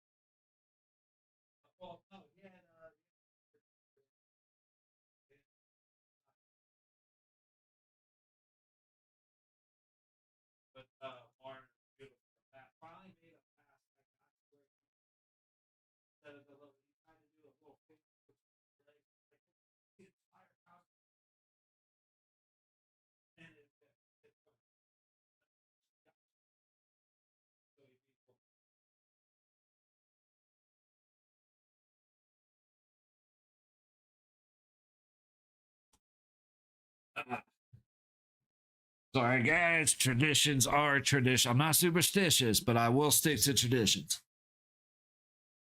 Fan of this. All right, 2 minutes to go in the second period. Shots at 28-17, Vegas. Oh, Hart lost the puck behind the net. He's somehow able to recover. His team actually. I hate this team so much. I hate this team so much. I fucking hate this team, dude. I'm gonna have an aneurysm. Puck goes up over the net and ends up out of play. I swear to God, they're gonna give me a heart attack or I'm gonna have a brain aneurysm. These fucking guys. Lazan just put a shoulder through Olofsson. Great hit, dude. I really do like Lazan. Oh, Olofsson went down the tunnel. You don't want that. Oh, Jesus. Yeah, Marner and who was that? Hannafin there. See, you don't want Olofsson hurt. I guess he went down awkwardly, something with his leg. That sucks, man. To the low point ball across the blue line, fed down low. And picked off by Marner. Good little stick, but Marner makes it in. Oh, and a big hit down low. And Stone, yeah, saying Stone got checked to the face. I want to see that hit. I'm kind of mad nobody went after him. I'm actually like, why? That's like, dude, that's your captain. Why didn't you just, if you thought, I mean, Marner turned around and screamed high stick, but didn't go after the guy that hit him.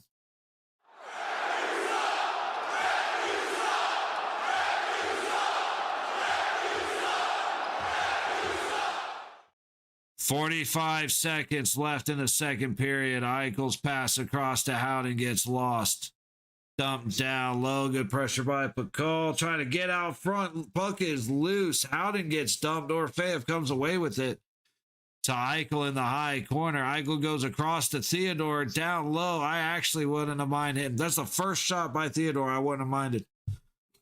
And that includes the one he scored off the Marner tip. Oh, dude, just getting dumped at the top of the crease. How these aren't penalties.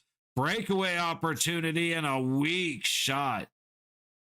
I don't know. That was just a flat out weak shot by number 86 for Calgary. He would have beat Hart if he got any mustard on it. Down to the low wall, and the whistle blows. McNabb and somebody else, Farabee, are going at it, but they break it up. I want to see that hit on Stone because it looked like a bullshit hit to me.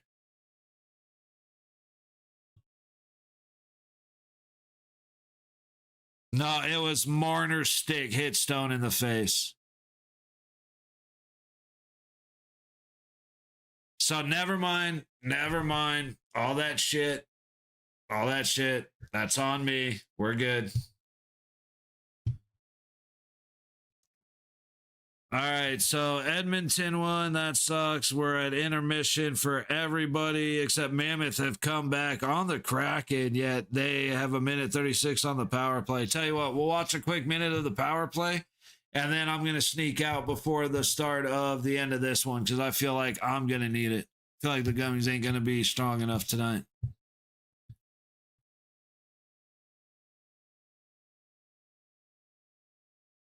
All right, minute and a quarter on the man advantage, a minute and a half. Stevenson turns it over. It's a breakaway the other way for Utah. Good defensive recovery for the Kraken up high, but man, they feel like butt fucking their own goalie just as much as the Knights feel like doing that. Now, granted, the Knights, like, Carter Hart has to learn how to make a save at some point.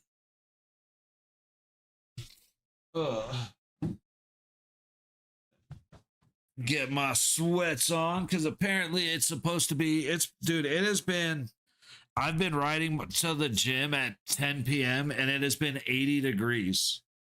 Tonight's supposed to be like 53. I'm excited, but fuck, that's going to be cold when I go outside.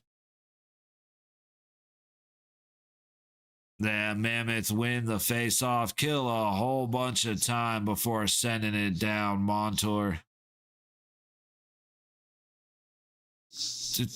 Tolman into Schwartz, and I don't know any of these guys. I have no idea what to expect right now, dude. Utah made a little bit more of an impression, but Seattle just, I don't know these guys.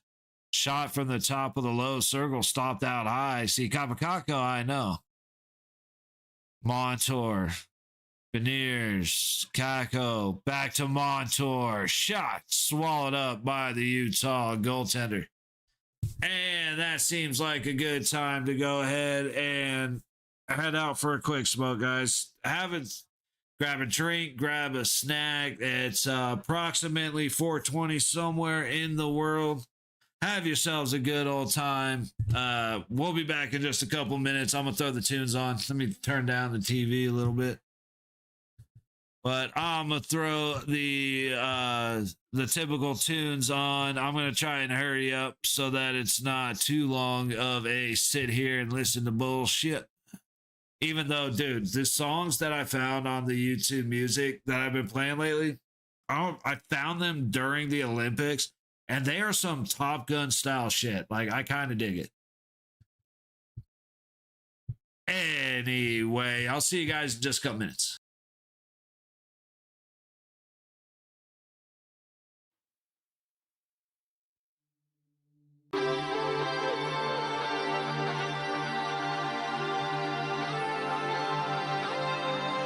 See, like this one reminds me of, what's his fuck, why am I blanking on his name? He plays a guest part in a hey, thank you, Jordan. It's a Jesus Christ, why can't I think of these names? They play the song Goat. It's a musical, or it's an instrumental band. It's just guitars, bass, and drums. They play the song Goat. They just did a song with this dude, or not too long, a few months ago. And he's a guitar legend, and I can't think of any names right now. I know the band I'm thinking with starts with a P.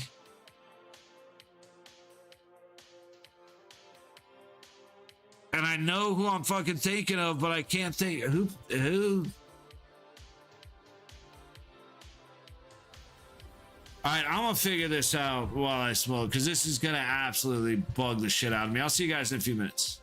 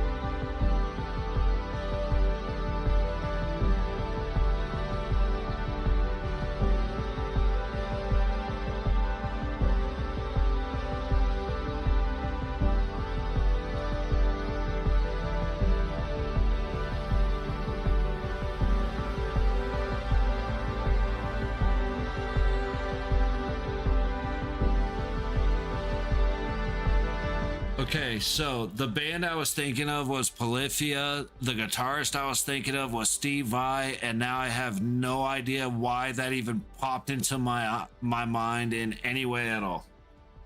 See you in a bit.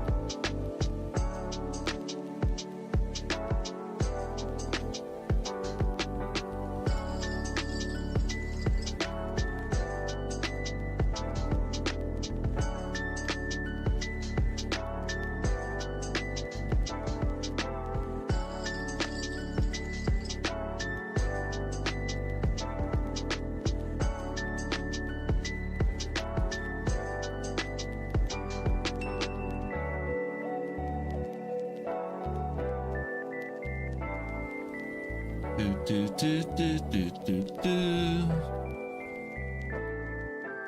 Do, do, do, do, do, do, do. Do, do, do, do, do. All righty, y'all, we're back. Should be just a moment early. Kings are fucked. Jordan, I don't mean for this to sound the way that it does, but, well, yeah. They're the Kings. Of course they're fucked.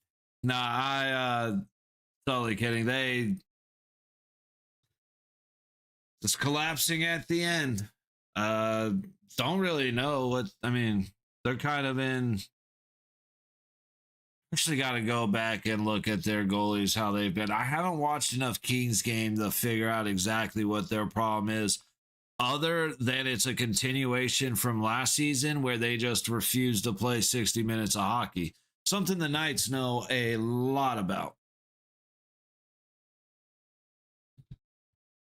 There, let's peek in on the other games. So here, we'll run through the whole spread of what has happened today. Make sure everything's good to go. Cool. Catch my breath. And as we sit in Vegas waiting for puck drop, 3-3. Shots at 28-19. Golden Knights. Sharks are up 3-1 and have 60 seconds on a power play. 3 minutes into the third over the Maple Leafs in San Jose. At second intermission, the Mammoth over the Kraken, 3-2, coming back from a deficit. Preds up 3-0 over the Kings in LA. Meanwhile, Senators over the Sabres in Ottawa, 4-1. Lightning over the Penguins in Tampa, 6-3. Panthers over the Bruins in Florida, 2-1. The Canadiens over the Rangers in New York, 3-2. Red Wings over the Flyers in Philadelphia, 4-2.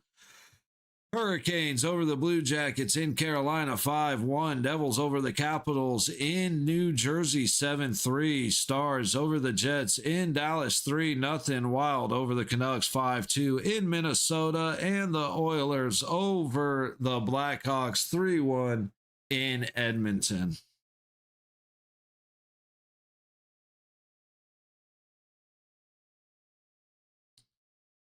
Like I said, we should be getting back to puck drop here any minute.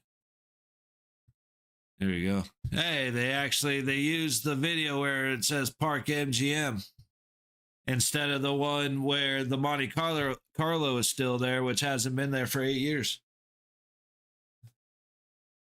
I threw the sweats on because I was expecting it to be cold outside, but the wind stopped.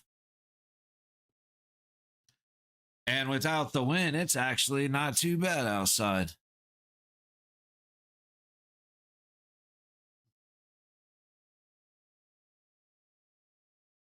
It's funny, the only sweatpants I have are Golden Knight sweatpants, and the only hoodies that I've got a bunch of old Canes hoodies that don't really fit.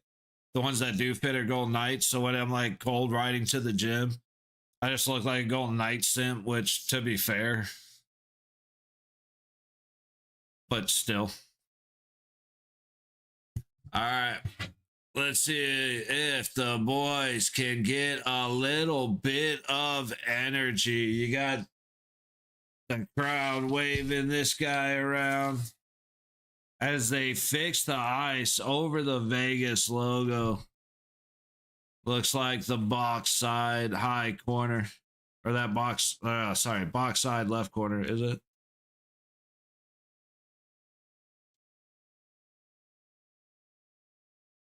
Yeah, visitor side. Just outside the trapezoid. A lot of water. They're trying to nitrogen it.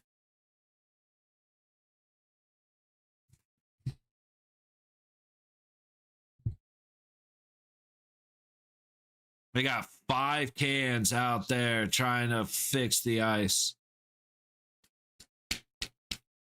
So now we wait for that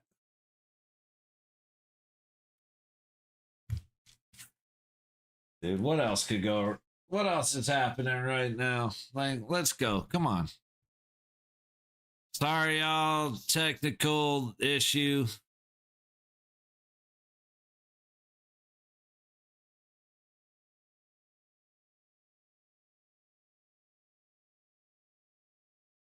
Dude, they're just bringing more and more cans of this shit out here.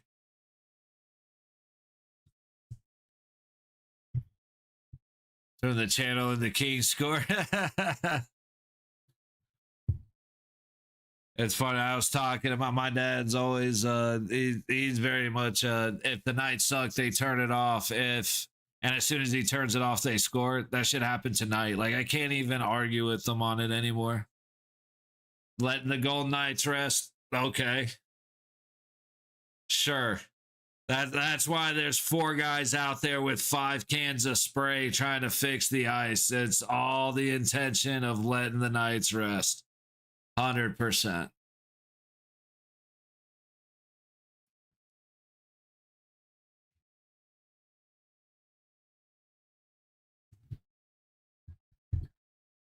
I genuinely believe the ice is fucked. They were working on it for a long, long time, and they're still out there working on it.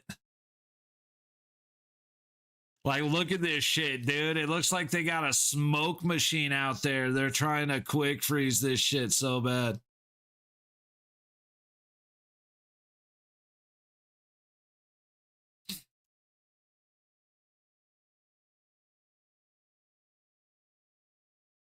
For the love of everything holy, just let's go.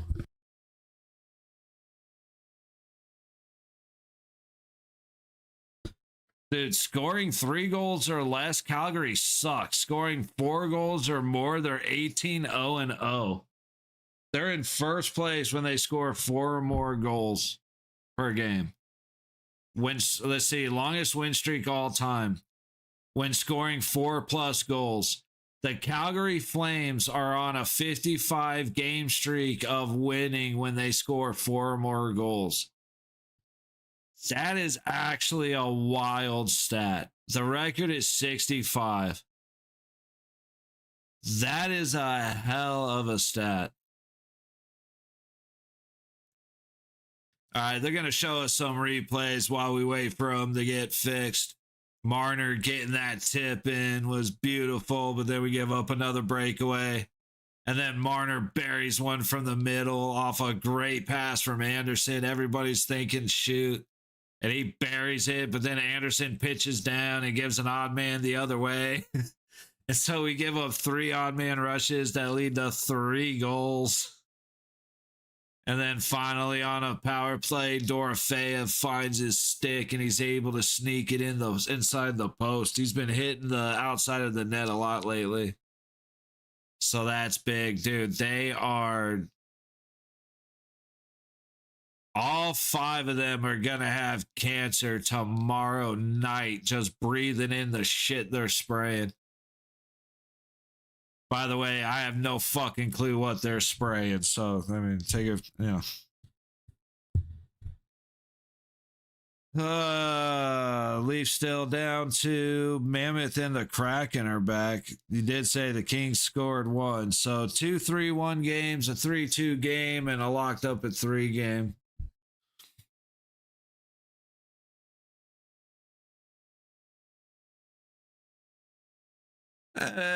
Edgar, how you doing, buddy? Happy Thursday.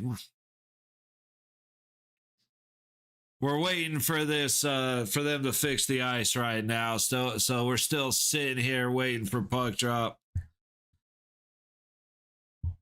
Keeping an eye out. Ooh, Predators just dropped another one on the Kings. 8:19 into the second. Nashville goes up 4-1 on LA. Good. How are you there? That's good to hear, buddy. I'm doing good. I'd be doing a lot better if Vegas would win the games that we're supposed to win in the way we're supposed to win them, aka Vancouver and Calgary, but kind of take what we could get right now. So it'd be who do you think is going to win this game? I will always say the Golden Knights. I will always say the Golden Knights have a chance, and with it being tied going into the third, Golden Knights are one of, if not the best third period team. So go Knights, go, baby. What are you feeling? Where's your confidence sitting?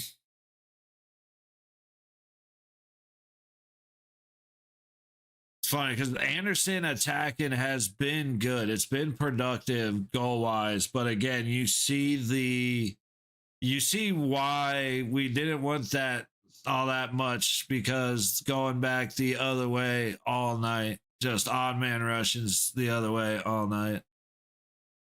Flee the Golden Knights, yeah. Don't know what we're trying to fix here. Obviously, there's something gapped up with the ice, but they haven't even brought the teams out yet. Captains are meeting together to go check on the ice right now, which is, I'm guessing, not a great sign.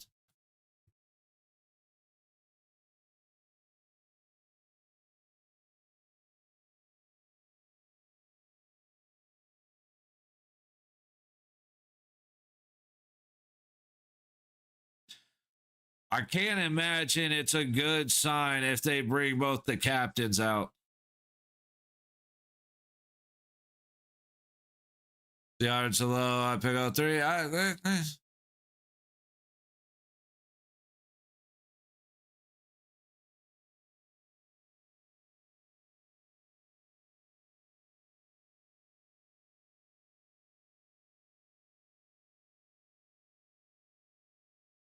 We're going to keep spraying it and keep spraying it.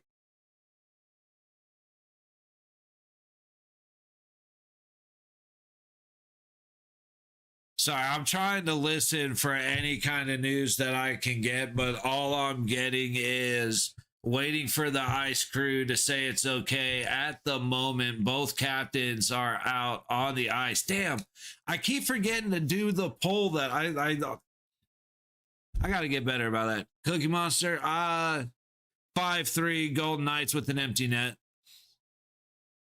Like, I definitely take the Golden Knights on this one. Again, we're one of the best, if not the best, third period team in the league. So that's huge. This delay being rested is going to be interesting.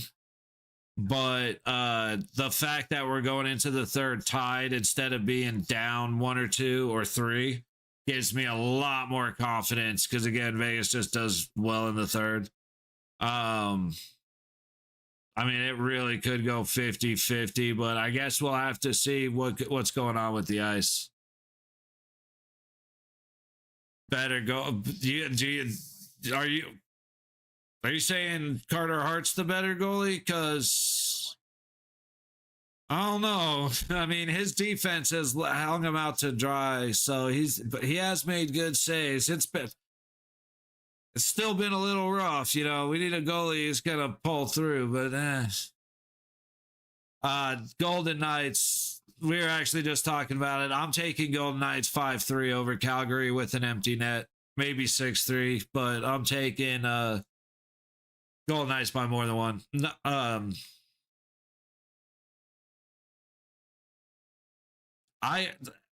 Edgar, I agree that Spencer Knight is a good goalie, but I don't know why you're bringing the Chicago goalie into this game, because it's Calgary and Vegas.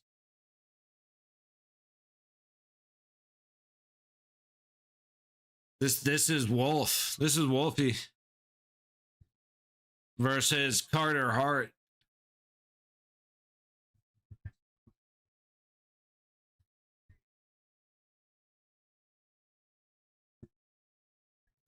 I'll admit I forgot Wolfie's first name, but Dustin, that's right.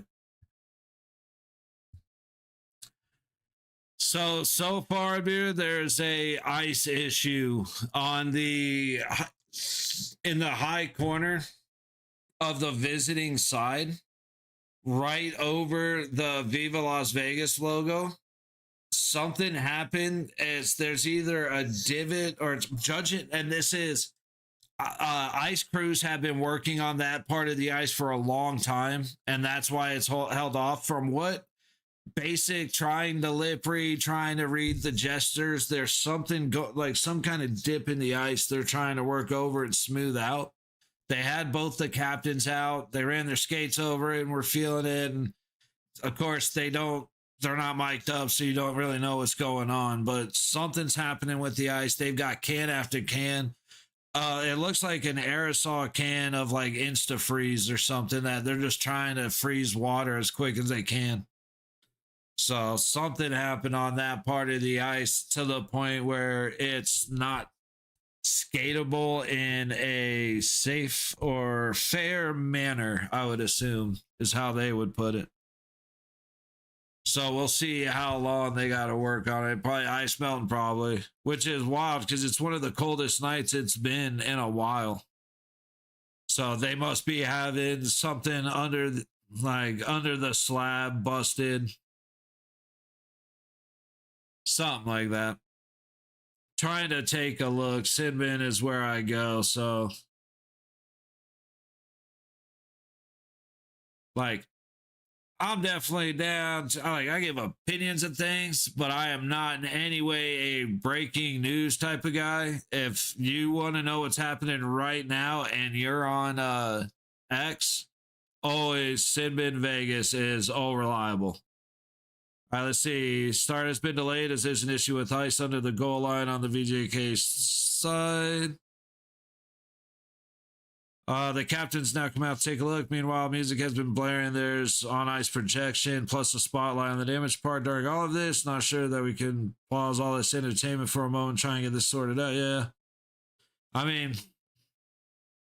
man.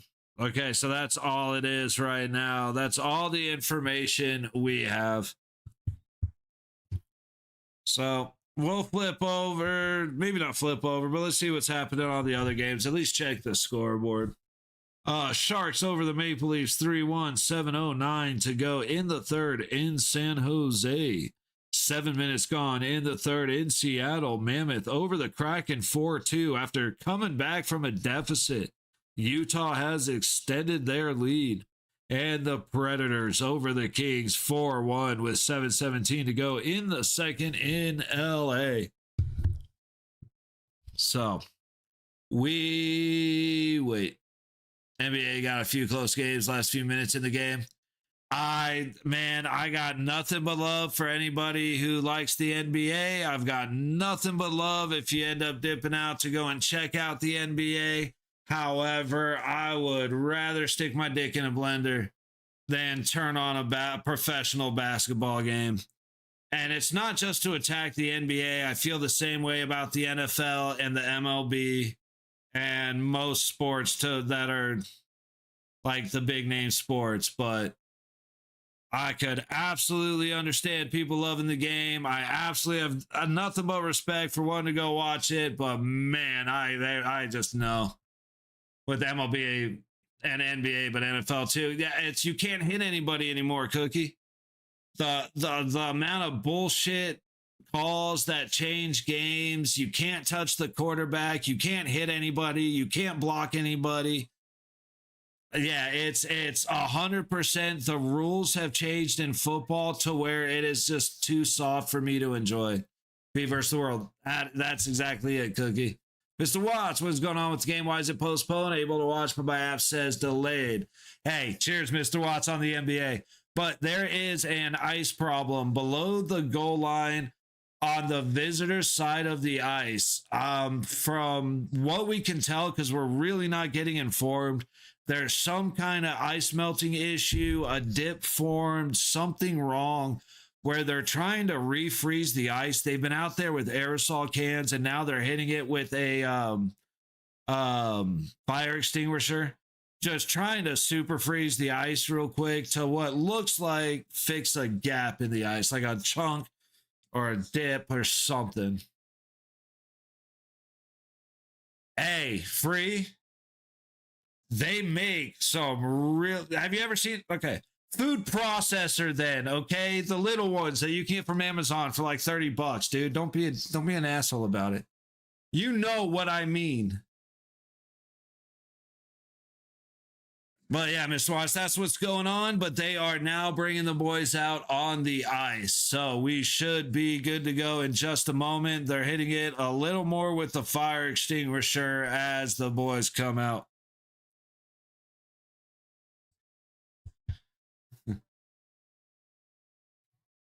The Knights have come out of their locker room and the Flames have come out of their closet. Let's play hockey. Hey, cheers, free.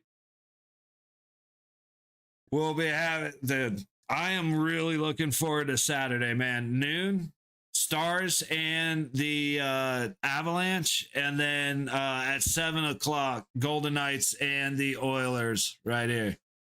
Yo, cheers, Mr. Watts. Anytime, buddy. They're still standing over there, man. We'll have to see. Oilers suck. Hey, ask anybody who's a regular in this chat, Mr. Watts. I'm thinking about putting it on a t-shirt because I say it all the time. In 2026, there are two universal truths in hockey. The officials suck. Fuck the Edmonton Oilers. Anything else is up for interpretation.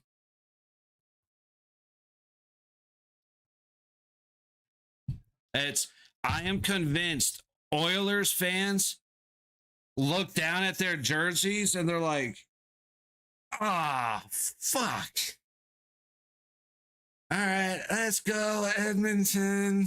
I just need the refs so they can score on the power play. Dude, the last time we played, like, I've watched a lot more regular season Edmonton Oilers than I have, and they've become you can call them the Edmonton City Chiefs, the Kansas City Oilers, because the Kansas City Chiefs are a big reason why I stopped watching NFL games. And the Oilers are the NFL, or the Kansas City Chiefs of the NHL. It's not up for interpretation. Love you, Mo.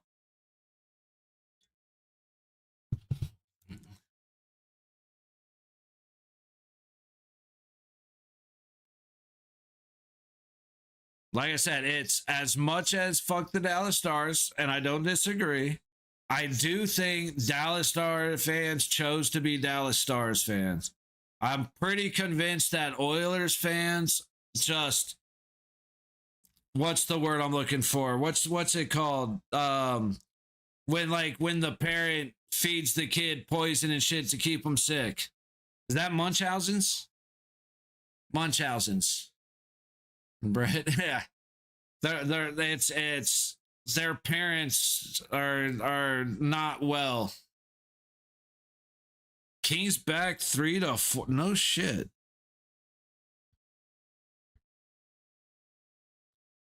No shit. How far back are the Kings right now? 78. Oh, okay. So they need Utah to lose, but they're gonna gain some No, they need to. LA needs to win this, or San Jose is coming up on them.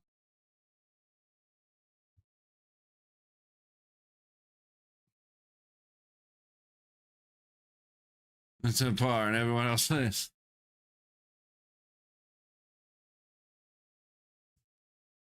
Like an Oilers fan counts to 5. I know. I'm as surprised as you are.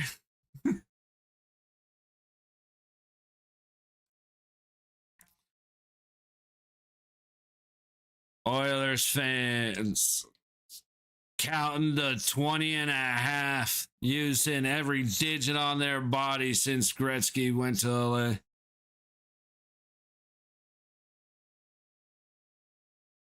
All right, so now the ice crew's talking to all of the players, so still don't know what's going on, y'all. We're waiting for them to come back. So, hey, again, I know I've said it, but might as well say it again. Taking tomorrow off, Saturday. Noon, Stars and the Avalanche. We will be here live. And then 7 p.m., Oilers in Vegas will be here live. I'll be popping beers. Haven't drank on stream in a while, so it should be some fun. Got a couple of the boys going to be hanging out and cheering with me. So if you're not sub, best thing or best way to see it, just scrolling, you'll see that we've gone live. So shout out to that. I'll mention it one more time at the end of the period, and that's it for me. Why does Anderson keep going over the Flame players? Because why there are no fights during this, man. Let's come back to watch the Oilers. Hey, come back and watch the Oilers, Mr. Watt. It's going to be nothing but shit talk and bitching and moaning about the refs and cussing and swearing and fighting and fucking. And it's just going to be me here. But not because Anderson is who we traded for White Cloud. So he was good with Calgary.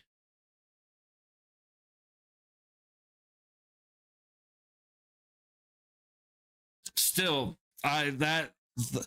White Cloud for Anderson, even though Anderson has started to be more useful, White Cloud for Anderson pisses me off just not as much, but it's pretty close to keeping Hill over Logan Thompson.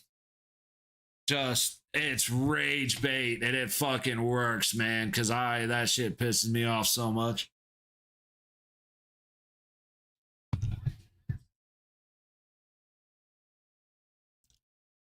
Yeah, it's 9:29.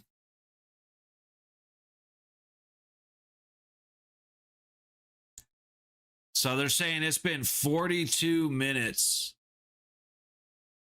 since the guys left the ice, and now they're still working on the spot.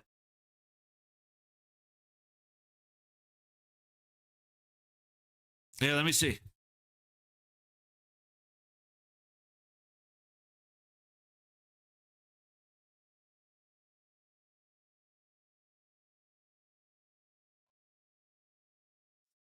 Okay, so that is what happened. So the ice thinned out over the logo, and the logo ended up getting chunked. So it caught a skate and ripped a chunk of the logo out, and that ripped the ice up with it, and that's the dip. So they're trying to rebuild the ice over the top of that. Wanted to see if a first for Anderson. I don't know why we got White Cloud. I wanted our younger defenseman like Perrick to play. Dude.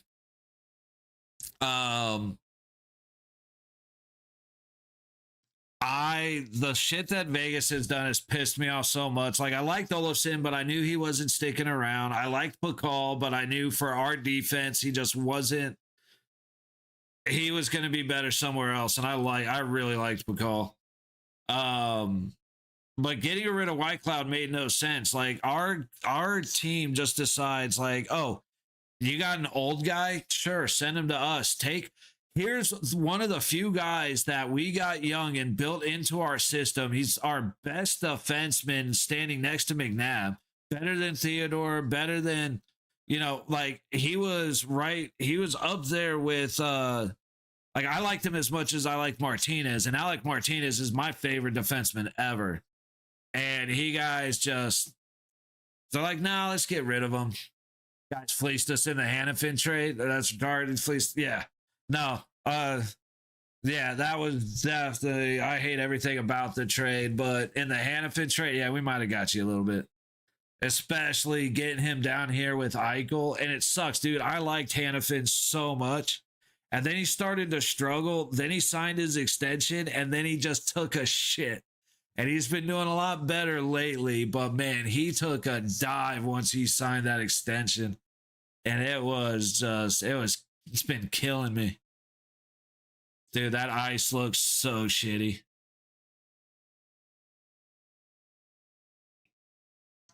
Like, they're showing side angles, and it's the ice you expect to see, and then just like, it looks like fake ice. Like, it's wild. It's like that. Huberdeau did as soon as he got extended, just started being lazy and stopped caring. Bro, Hannafin had the mistakes when he came in where he would just take his eye off the puck and lose track of it and whiff on a shot, whiff on a pass. But he was fast enough and quick enough to make up for his mistakes. Well, then he started doing that shit right in front of the goalie, and there was no place to go to make up for that. And it was like, bro, what are you doing? And that's his biggest thing. He just takes his eye. He thinks he knows where the puck is. Like, he's got to work on his like a blindfolded puck control, because he looks up and he loses the puck. Thoughts on Aiden Hill? Aiden Hill, thank you for your service, sir. You helped us win the cup when Logan Thompson was hurt. Fuck off.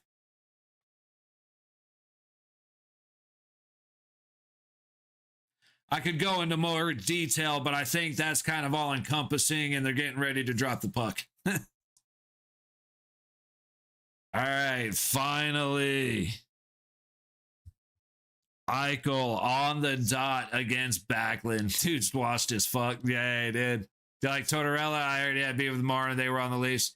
Apparently, Marner likes him, and he came in here and decided Marner was going to be his tool. So, I gotta think. Like, I don't like Tortorella. I don't like the change. I like Cassidy. I don't like doing it with 8 games. Tortorella, apparently, you know, we nothing's changed. So, we need a vibe change. Cassidy's a dick. Let's get Tortorella. Makes 0 sense to me. I just don't get it. Anthony in Vancouver. Cheers, buddy. Welcome in. Pakal is playing for Calgary. He is, and he was doing well, but he got put into a corner, and Lazon hit him, and it looked like he went down the tunnel. I haven't seen him since. We've been delayed at the start of the third, so we got to keep an eye out for him. But the ice does not look good now, but apparently it's good enough to play on. So we'll see if anything happens, it'll be on the left side, box side. So Calgary side, high corner at that Vegas logo. Muramanov used to play for Vegas. They came to Calgary, and he was asked Muramanov. I really don't recognize the name, to tell you the truth, Mr. Watts. If I went and looked back, I could probably find him, but just spoke to Braden's dad in Saskatchewan. Hey, I hope he's doing well, man. Like I said, I really like Bacall.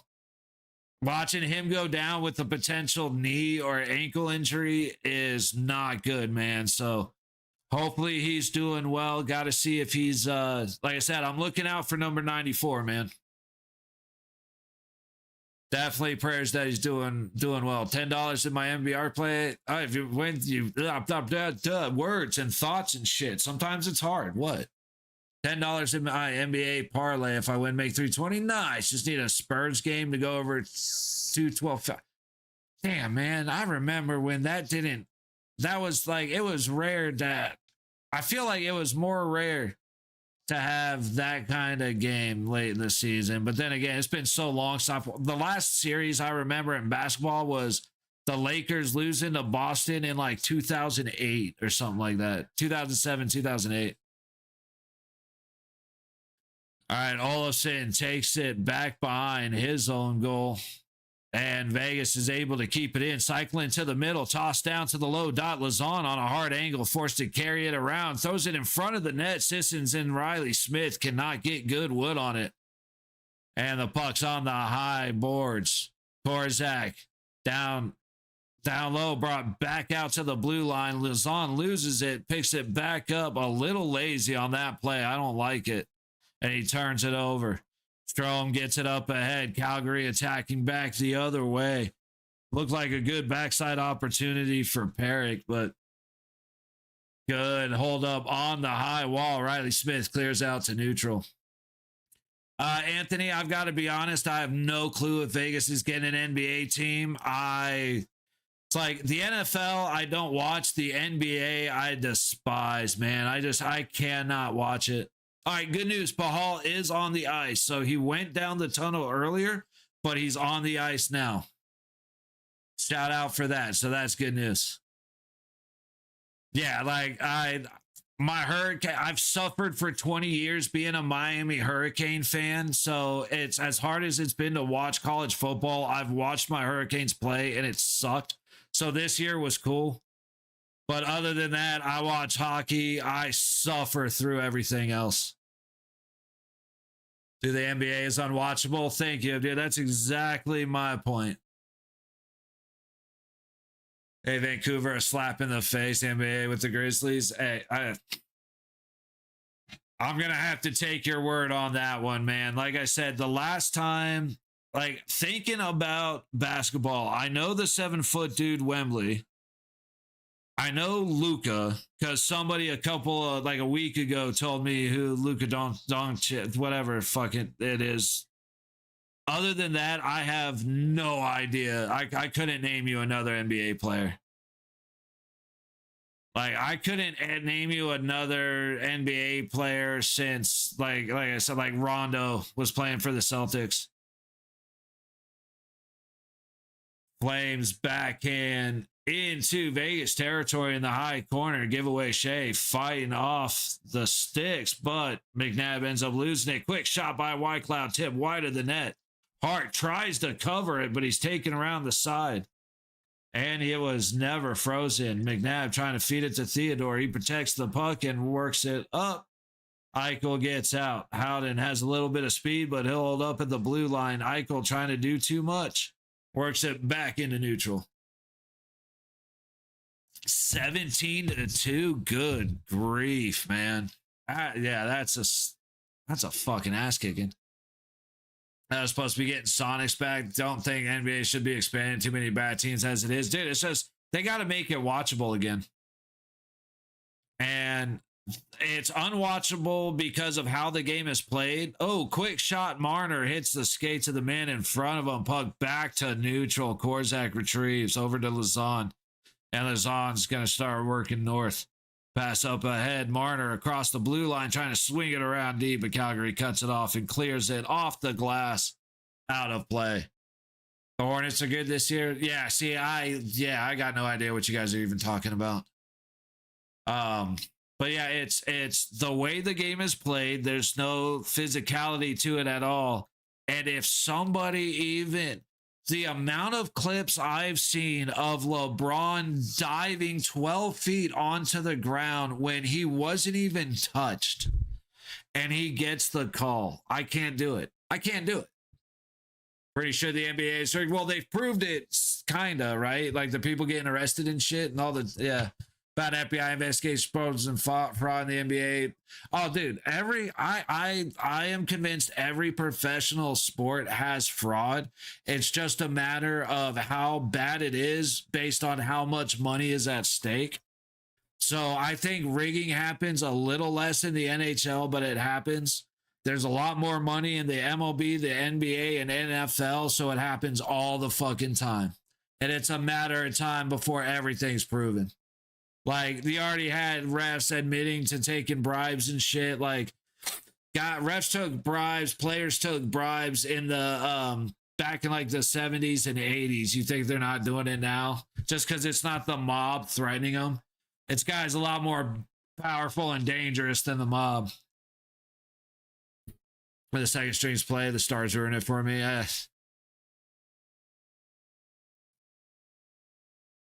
Colasar getting down low in the Calgary zone. Puck up the low boards. Cole Smith forgets the puck as he tries to make a blitz for the top of the crease. Calgary heads back the other way off the backboards around the low wall, and Colasar feeds it out a little too far ahead of Cole Smith as Calgary puts it right back in to the trapezoid. Carter Hart feeding it to the high wall. Pass picked off, but Colasar recovers, makes the red line and tosses it in. Dude, 22 for Vegas, busting his ass, just not getting the benefit of it. Puck across, and no connection in the Vegas zone. Colasar working it back through neutral again, trying to hold up at the red line, tosses it in. And Coleman now throws it across to his defenseman. Back to Coleman, entering the Vegas zone, attacking the middle of the ice. Good stick, Dorofeyev. And it eventually breaks free for Theodore to toss out to neutral. Get away with it as they're able to sport as entertainment so they can make the outcomes. Yeah, exactly. 100%, Guy King, 100%. It's all a bit rigged, all of it. It's not saying that the total outcome of the season, it doesn't mean the total outcome of the game. It means some sort of something is happening so often that to be surprised by it, like it could not happen for 30 games in a row. But then on this game, there's something weird about this call or that play, or why is this guy sitting out? There's too much of that shit to not be convinced that it's happening. Great suck rule game. Yeah, I mean, dude, like, just look at the calls that Kansas City got. Look at Travis Kelce. Every time he's runs a block, it's a pick play. Look at the Saints a couple years ago in, what was it, like the conference of the division final, where the guy got hit 9 feet before the ball got there and they called that no pass interference, shit like that. Like, and I think that since every sport has done nothing to correct the problem they have with the officials, and I mean, they've done nothing to correct the problem, they are complicit in having rigged quote unquote games. Because if, like, you can't let people be dog shit and keep rewarding them and then say that it's not your fault. All right, we are getting a Vegas penalty or a Vegas power play. It looked like a slash on McNabb broke the stick between the hands. Yeah, versus Ram, yeah. Dude, like, shit like that, there's too many things that happen at the wrong or right time, depending on how you look at it. There's just things are tilted in certain ways. And it's, again, I'm not saying it happens every game. I'm not saying that, like, hell, the refs could be paid to blow the game and they still fuck it up and the wrong team wins by the right amount of points. You know what I mean? Like, it's such a deep rabbit hole that I that's the best I got. But the thing, it doesn't happen at all in any professional sport that is worth billions of dollars. That's just silly. Like, anything worth that much money is gonna have something where you can bet on it. Like I said, the corporations are worth billions of dollars, but the bets are also millions and billions of dollars. Anytime you have that, you're gonna have bullshit. All right, we're waiting for them to come back. Let's take a look around the league real quick. Mammoth up 6-2 on the Kraken. So, buddy, Jordan, hopefully you didn't completely flunk your ticket and at least Vegas wins, because so far you're not giving me a whole lot of confidence. Predators up 4-3 on the Kings, but at the start of the third period, the Predators will have a 4-minute double minor. Let's see what happened. High sticking double minor. All right, let's see. Yep, Strome. Okay, so we're back in Vegas. Strome hacked at McNabb and broke his stick. They're back out there blasting the ice. So what they're doing is obviously not working. My brother said, hey, cheers, God King. It's like I said, especially with hockey, I watch so many games that there's just things that are hard to miss. And whether it's just bullshit, my brain's picking up the pattern, whatever. You know what I mean? I don't understand how MLB makes so much money. They are just shy of cricket in the biggest sport internationally. That's why. Every jersey, every hat, every baseball, every bat, anything that has an official MLB logo gets sold in, like, right, Calgary going in with a backhand. Carter Hart actually makes the save. But every single thing that has an MLB logo on it is sold in like 180 countries. There are kids in Thailand that have never had shoes that play baseball every day. You know what I mean? That's why. And the NBA's got that going too. It's the biggest thing is a ball and a bat is cheap. You don't even need a glove. And that's why it's so big. So that's why soccer's so big. That's why, anything that cost money for equipment, you start kind of tapering down. Here for USA and international hockey because I hate McDavid. Attaboy, Mr. Watts. I love it. Dude, there was nothing better. Desperation move. Marner has to send the puck down to Carter Hart. 45 seconds on the man advantage. 10.5 to go in the third. Shots are 29-21 Vegas. Anderson with speed hits the red line and dumps it in. Trying to catch it on the high corner goes Howden. It gets sent around to the low dot. Worked out to Theodore. Top of the high circle. Back to Theodore. Barbashev right in the middle. Theodore shoots and hits Barbie with it. Puck to the high wall. Calgary's going to go back the other way with a man advantage if they hurry, but there's nothing in the tank. Coleman just had no gas. He'll just kill some time. 10 seconds left on the man advantage, and we will be done in just a minute. But hey, dude, there was I was gonna say, Mr. Watts, there's nothing better than McDavid having to accept the Conn Smythe after losing to Florida. Point 3, let's go Vegas, baby, let's go. Not looking good on that power play. Get first overall draft pick Vancouver. Unless they traded. I don't know how the trades have been lately. Lazon trying to work it down the low boards. Dow just getting mugged. Ooh, a good little shoulder by Lazon. Trying to avoid the penalty, but getting in the way. We won't win it. Oh, I got nothing but faith in Vegas. Vancouver. Oh, they that's right, huh? That I don't know. Bevan hates us. That I want to argue against you, but the way things have worked out in Vancouver lately, I like y'all's name haven't been on the tip of my tongue since the Sandine brother. So that's I got nothing to I got nothing, dude. Love to argue with you, but you know. I don't think that's right, but I don't know enough about stars to argue the point. Ping pong ball everywhere, shit. I don't know. I'm actually. It's funny. I haven't cared about the draft because it doesn't mean anything for Vegas. So I keep an eye out. I kind of watch the top guys, try to remember their names and shit. But I really don't pay attention to the draft because of the fact that Vegas trades all their picks away, and then when we do pick somebody, we trade them away instead of building up into our system. So we're just going to use whatever pick or whoever we do pick to trade for a 34-year-old insert blank 3 years from now.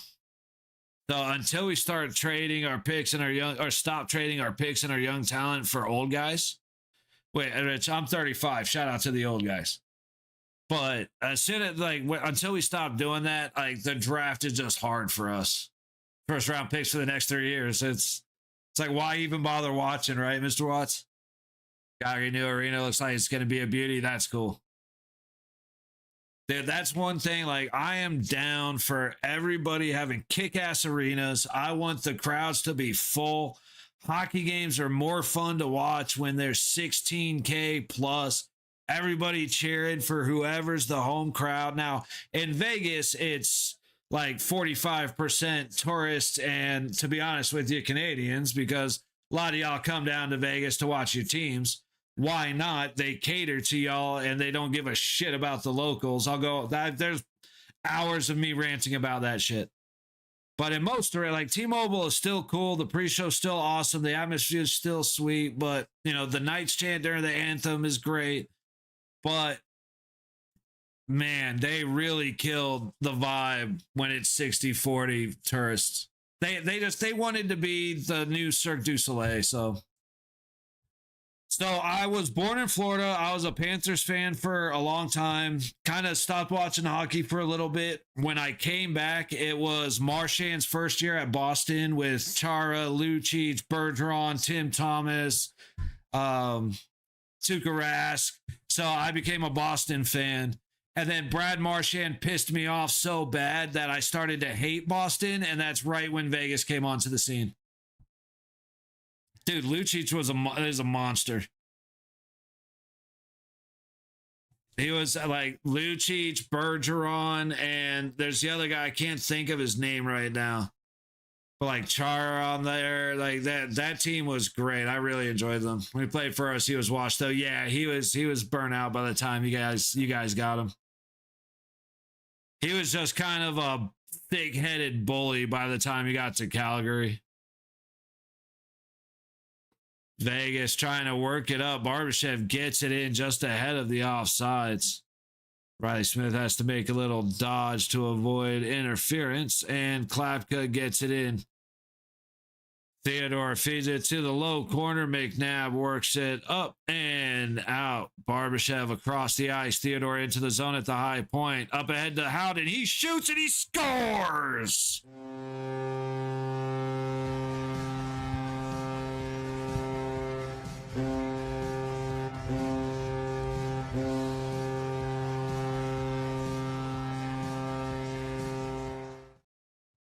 Yeah, Mr. Watson. Fortunately, there's a little bit of a delay with my feed and a little bit of delay on the stream feed. So you guys end up getting to see it first.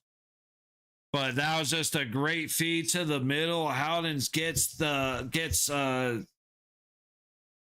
Wolf's own man to screen him. Who is that? Pakal. Where is it? Pakal got the goal. Or got the screen so that Howden can bury the goal. You gotta love it. Oh, I already played it, buddy. I can't. It's bad luck to play it twice, but I did play it.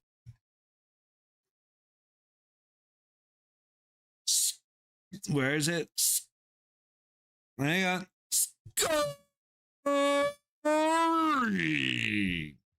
for your Golden Knights. With his 10th of the season, number 21, Brett Howden. With an assist from number 27, giveaway Shea Theodore. And a secondary assist from number 49, Ivan Barbashev.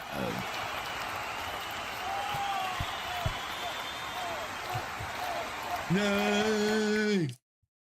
Go, baby.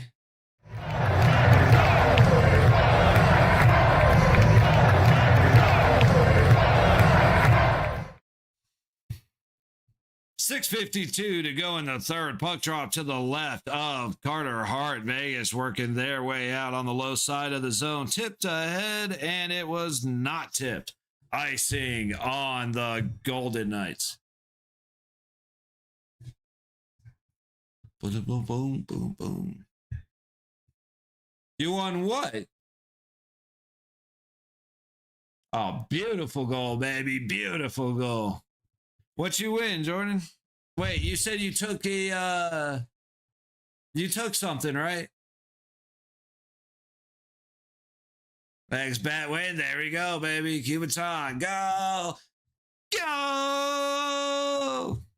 Dude, I actually need to get a clip of like the Mexican soccer announcers who's way better goal announcement than I could ever do. That shit's got more energy than a fucking cokehead. It's great.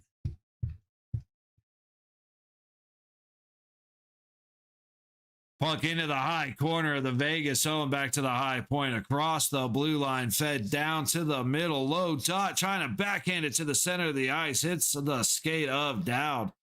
Fed back in from the blue line, Lazon gets it to Dowd, and he will backhand it the length of the ice. It will stop up just short. No icing. Right? Dorofeyev on the red line fighting, but Eichel takes it back into the Vegas zone, over to Theodore, and up ahead on the high side. Howden walks in across the blue line, fed down low, looking for the center pass. Eichel takes it all the way around the net to the low point, turning shot, gloved by Dustin Wolf. Yeah, hit it. Yeah, attaboy, Jordan. Attaboy. Let's go. This year's, I thought they might three-peat. Hey, Kumaton, go, go, go. Vegas, go. Knights, go. Gotta love it. Dude, Jordan, big shout out, buddy. Big shout out, Jordan. Huge win, especially on the one ticket that didn't look like it was going to be, that didn't turn out to be a good one. Hang on, I'm trying to look at, yeah. Lose on one, capitalize big on another. You gotta love it, brother. Sweet. Anthony, so what went wrong with the Florida Panthers? A couple of trades that they might have been better off not making. But what really happened is they played 3 years where they made the Stanley Cup. It is absolute abuse on the body for 3 years, man. This isn't, you know what hockey is, the physicality, the abuse. 82 games rolls right into another 20 to 30 games. You got to win at least 16. If you sweep to win the cup on all 4 series, you win 16 games. You play every other day, if not every third day. The travel back and forth, your body, your mind, it just breaks down. Injuries for sure. Like I said, trades for sure. And then just flat out abuse on the body, which injuries are a result of the abuse of the body for 3 straight years. That's why it's so hard. Like being able to repeat is so difficult, but a three-peat, it's going to take bodies of steel and like iron minds in order to fucking make it 3 years in a row. And as tough as these sumbitches are, that is a different kind of human to be that tough. Riding under an 8.5, no flame goal. Let's see it. Let's see it, Crash Out. We can get it. Sneak one in there. I think Vegas is going to end up with a empty netter though. So don't be too surprised if it ends up breaking on a Golden Knights empty netter. Never mind. I'm an idiot. That's only 8. Ha ha ha. April Fools. It's still the gotcha. All right. Hey, look. All right. So yeah, if it stays 4-3, definitely empty netter goal coming. Those hasn't been, yeah. So empty netter to come though. Tied up, I'm cooked.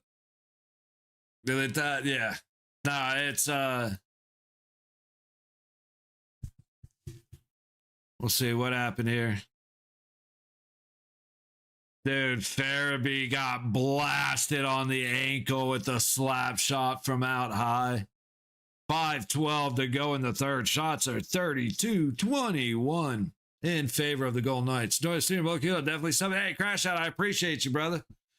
Here for every Golden Knights game, typically another game until playoffs, and then playoffs every single Golden Knights goal. Damn it.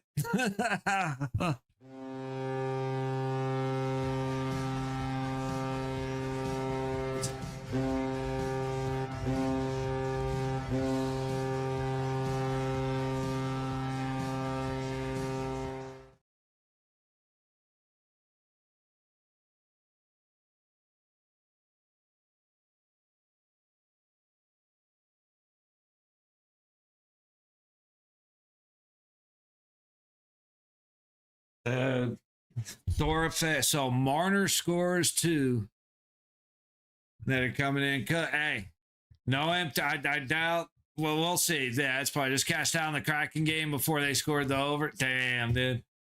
Rough go. Let's get that score just about. Damn, bro. Now the under not hitting. Nope. Not hitting. No, it's good. Man, luckily we can all come together to be sad about losing money, except for Jordan, who came out on top, pulling out 330. Shout out to Jordan on his big win, because everything else has been fucking tragic at this point, dude.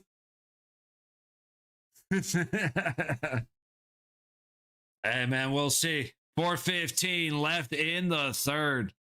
Oh, I didn't. I gotta call the goal. I was born in Hollywood, Florida. I lived in Cooper City and West Palm Beach. I forgot. I gotta make the goal call. Scoring for your Golden Knights with his 22nd of the season, number 49, Ivan Barbashev, with an assist from number 93, Mitch Marner.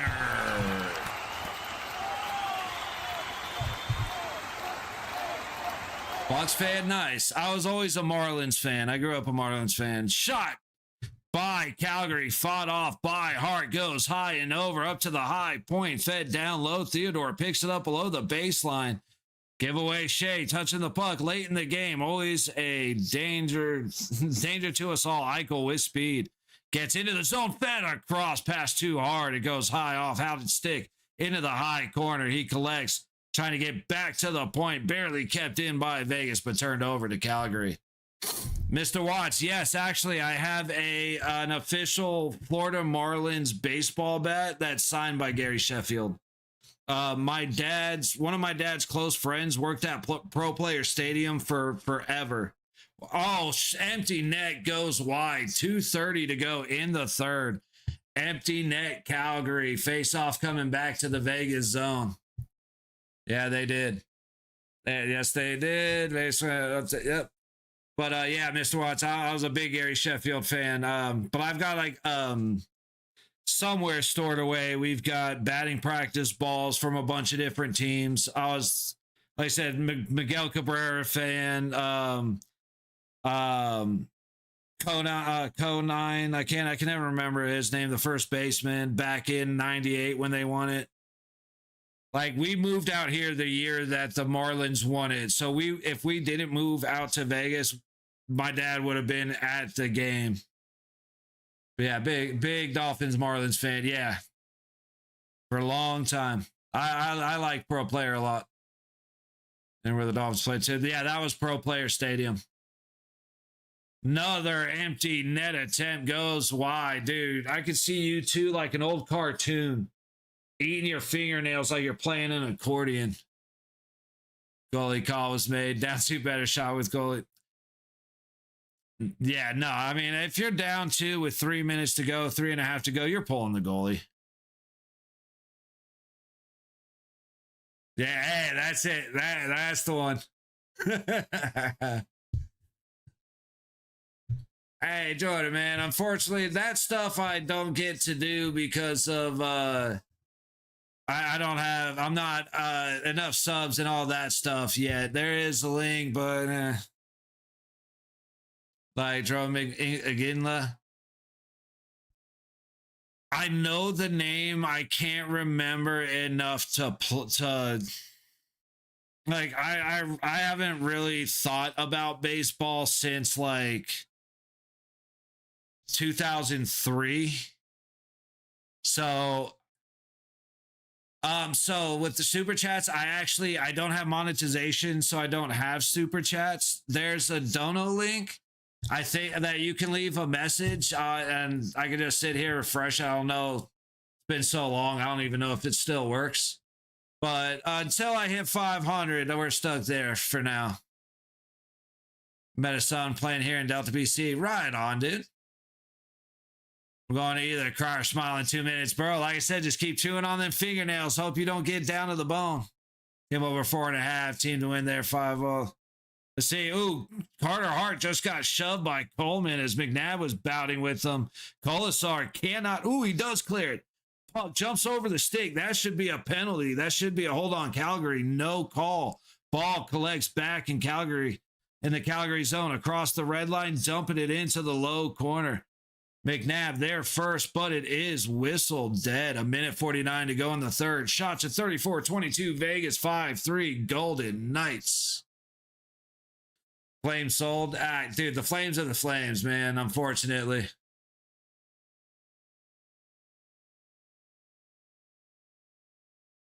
They did. Tell me they did call the penalty. Penalty, goalie can get back. Yeah. Nope. No penalty. They just brought the puck back to the dot.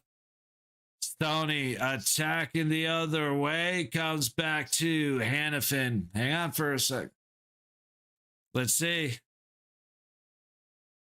All right. No empty net. Marner skating to the bottom of the low dot. Wrap around and he hat tricks.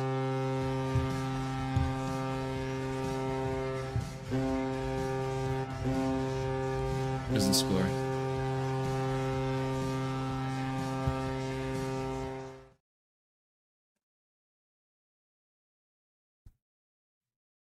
Mitch Marner finishes the Hattie. Hey, crash out. Sorry, buddy. I'll tell you what, keep an eye out for Saturday's games. You got a lot to choose from. We're going to be hanging out for the Stars and the Colorado game at noon on Saturday and the Vegas Edmonton game at 7 on Saturday. So if y'all ain't doing nothing, stop by. Mitch, please. Score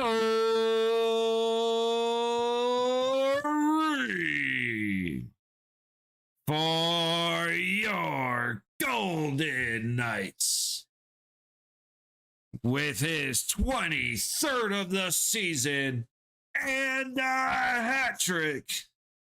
Number 93, Mitch Marner, with an assist from your captain, Mark Stone, and a secondary assist from number 49, Ivan Barbashev.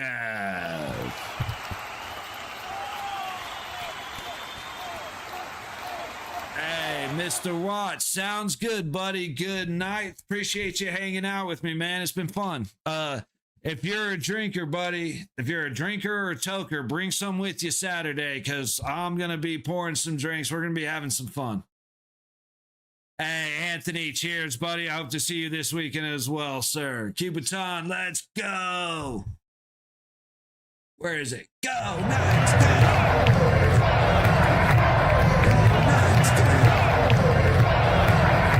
Hey, cheers, Anthony. Yep, I'll get faded. Sounds good. I'll see you then. I already got the gummies waiting to mix with the beers and the bud and the stogies. And oh, it's going to be a good time, buddy. Going to be a good time. Cubiton, that is rude. I like you. But hey, everybody, if you're out of here, how many milligummies do you take? I take these guys. Oh, I guess you can't see them. They're 50 a piece. Thanks for the stream. Hey, Fonz, I appreciate you hanging out with me, buddy. You are more than welcome. Something just happened to Nick Dowd. I got to see. The refs immediately broke him up with less than 38 seconds to go, and it's Klapka again being a bastard. But yeah, Mr. Watts, I usually take 50s. Actually, the place right next to me has 5 milligram bags for $10 a piece. That's going to be a good time. $20 for 2,000 milligrams. Dude, Klapka just smashed the shit out of Nick Dowd, dude. What a piece of shit. What a piece of shit. Shame. Shame. Shame. But what do you usually work on, Mr. Watts? Sorry, Fonz. I think I might have cut myself off a little short. I appreciate you hanging out with me, buddy. Want to make sure I say thank you for you hanging out, man. For the Vegas in Vancouver Tuesday night.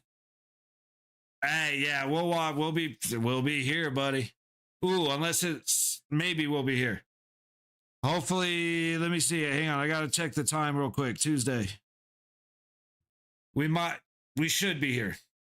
All right, chick, let's go. Attaboy, Jonathan. Scatter Saturday, Mel. Hey.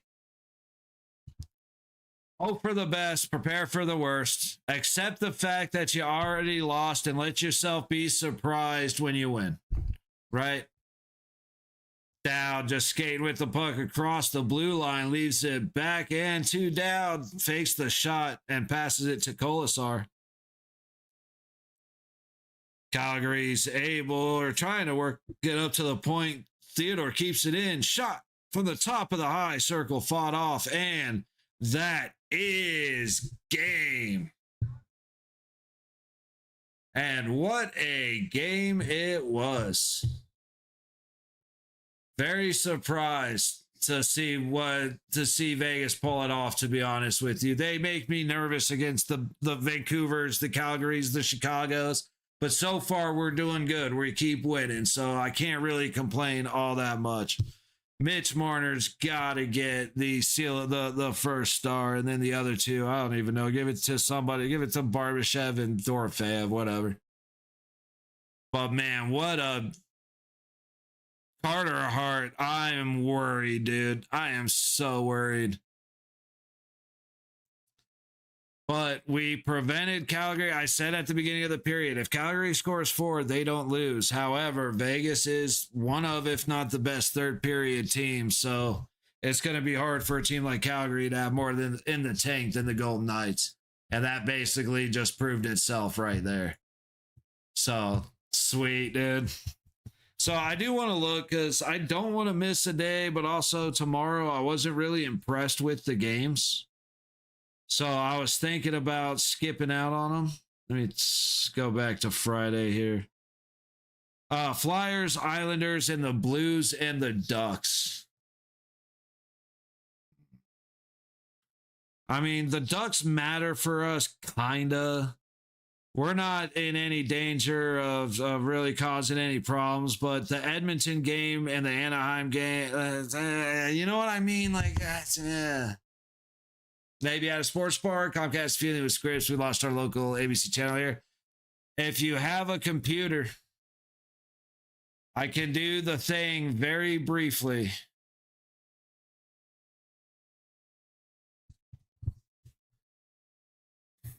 Oh no, I couldn't possibly accidentally show exactly where I watched this game. Oh man, that looks like it's not nearly clear enough. Let's make sure I don't accidentally expose how you can watch these games on a computer by typing in not even just this part right here. Oh no, oh, what have I done? Oh, that's not good. Uh-oh. Ooh. That could have been really bad. Oh, man, sorry about that. I don't know what I was doing. Anyway, make sure you write that down if you got a computer. That is the closest to real time. You're going to be about 10, 15 seconds delayed, but that's going to be about the closest to real time as you can get. So write that down, throw it in the browser, bookmark it, remember which stream it's on. Hopefully they don't get too pissed at me. You Stream East, but it's about a minute behind. I'm telling you, Jonathan, type 2 VIP box and bookmark it because that one's way better. I stopped using Stream East for stream.pk and that one was trash. So I started using OnLive Hockey and that one was trash. So now I'm here. But that wraps it up for me, fellas. I got to get to bed. Got a dentist appointment. Yippee. Nice and early in the morning. So tomorrow, day off. Again, the games just look like they suck. I got no interest. But cruise back Saturday. If y'all got nothing going on in the afternoon, Cowboys. Dallas Stars, not the Cowboys. The Dallas Stars and the Colorado Avalanche. Yeah, for some reason not showing up on my TV despite all the channels I have. Yeah. I refuse to pay anything for hockey. Fuck them. You do not deliver the product that deserves $80 a year for me to watch it. Sorry. But let me get out of here. I got to go eat, get to bed. So everybody, as always, to the regulars, Jonathan, Mel, all you guys. I know Vince Jesus is lurking in the back somewhere. Everybody, Anthony, you guys are great. Everybody new, thank you very much. Again, the best way to see if we're streaming is sub. You'll see when you're scrolling, you'll see us live.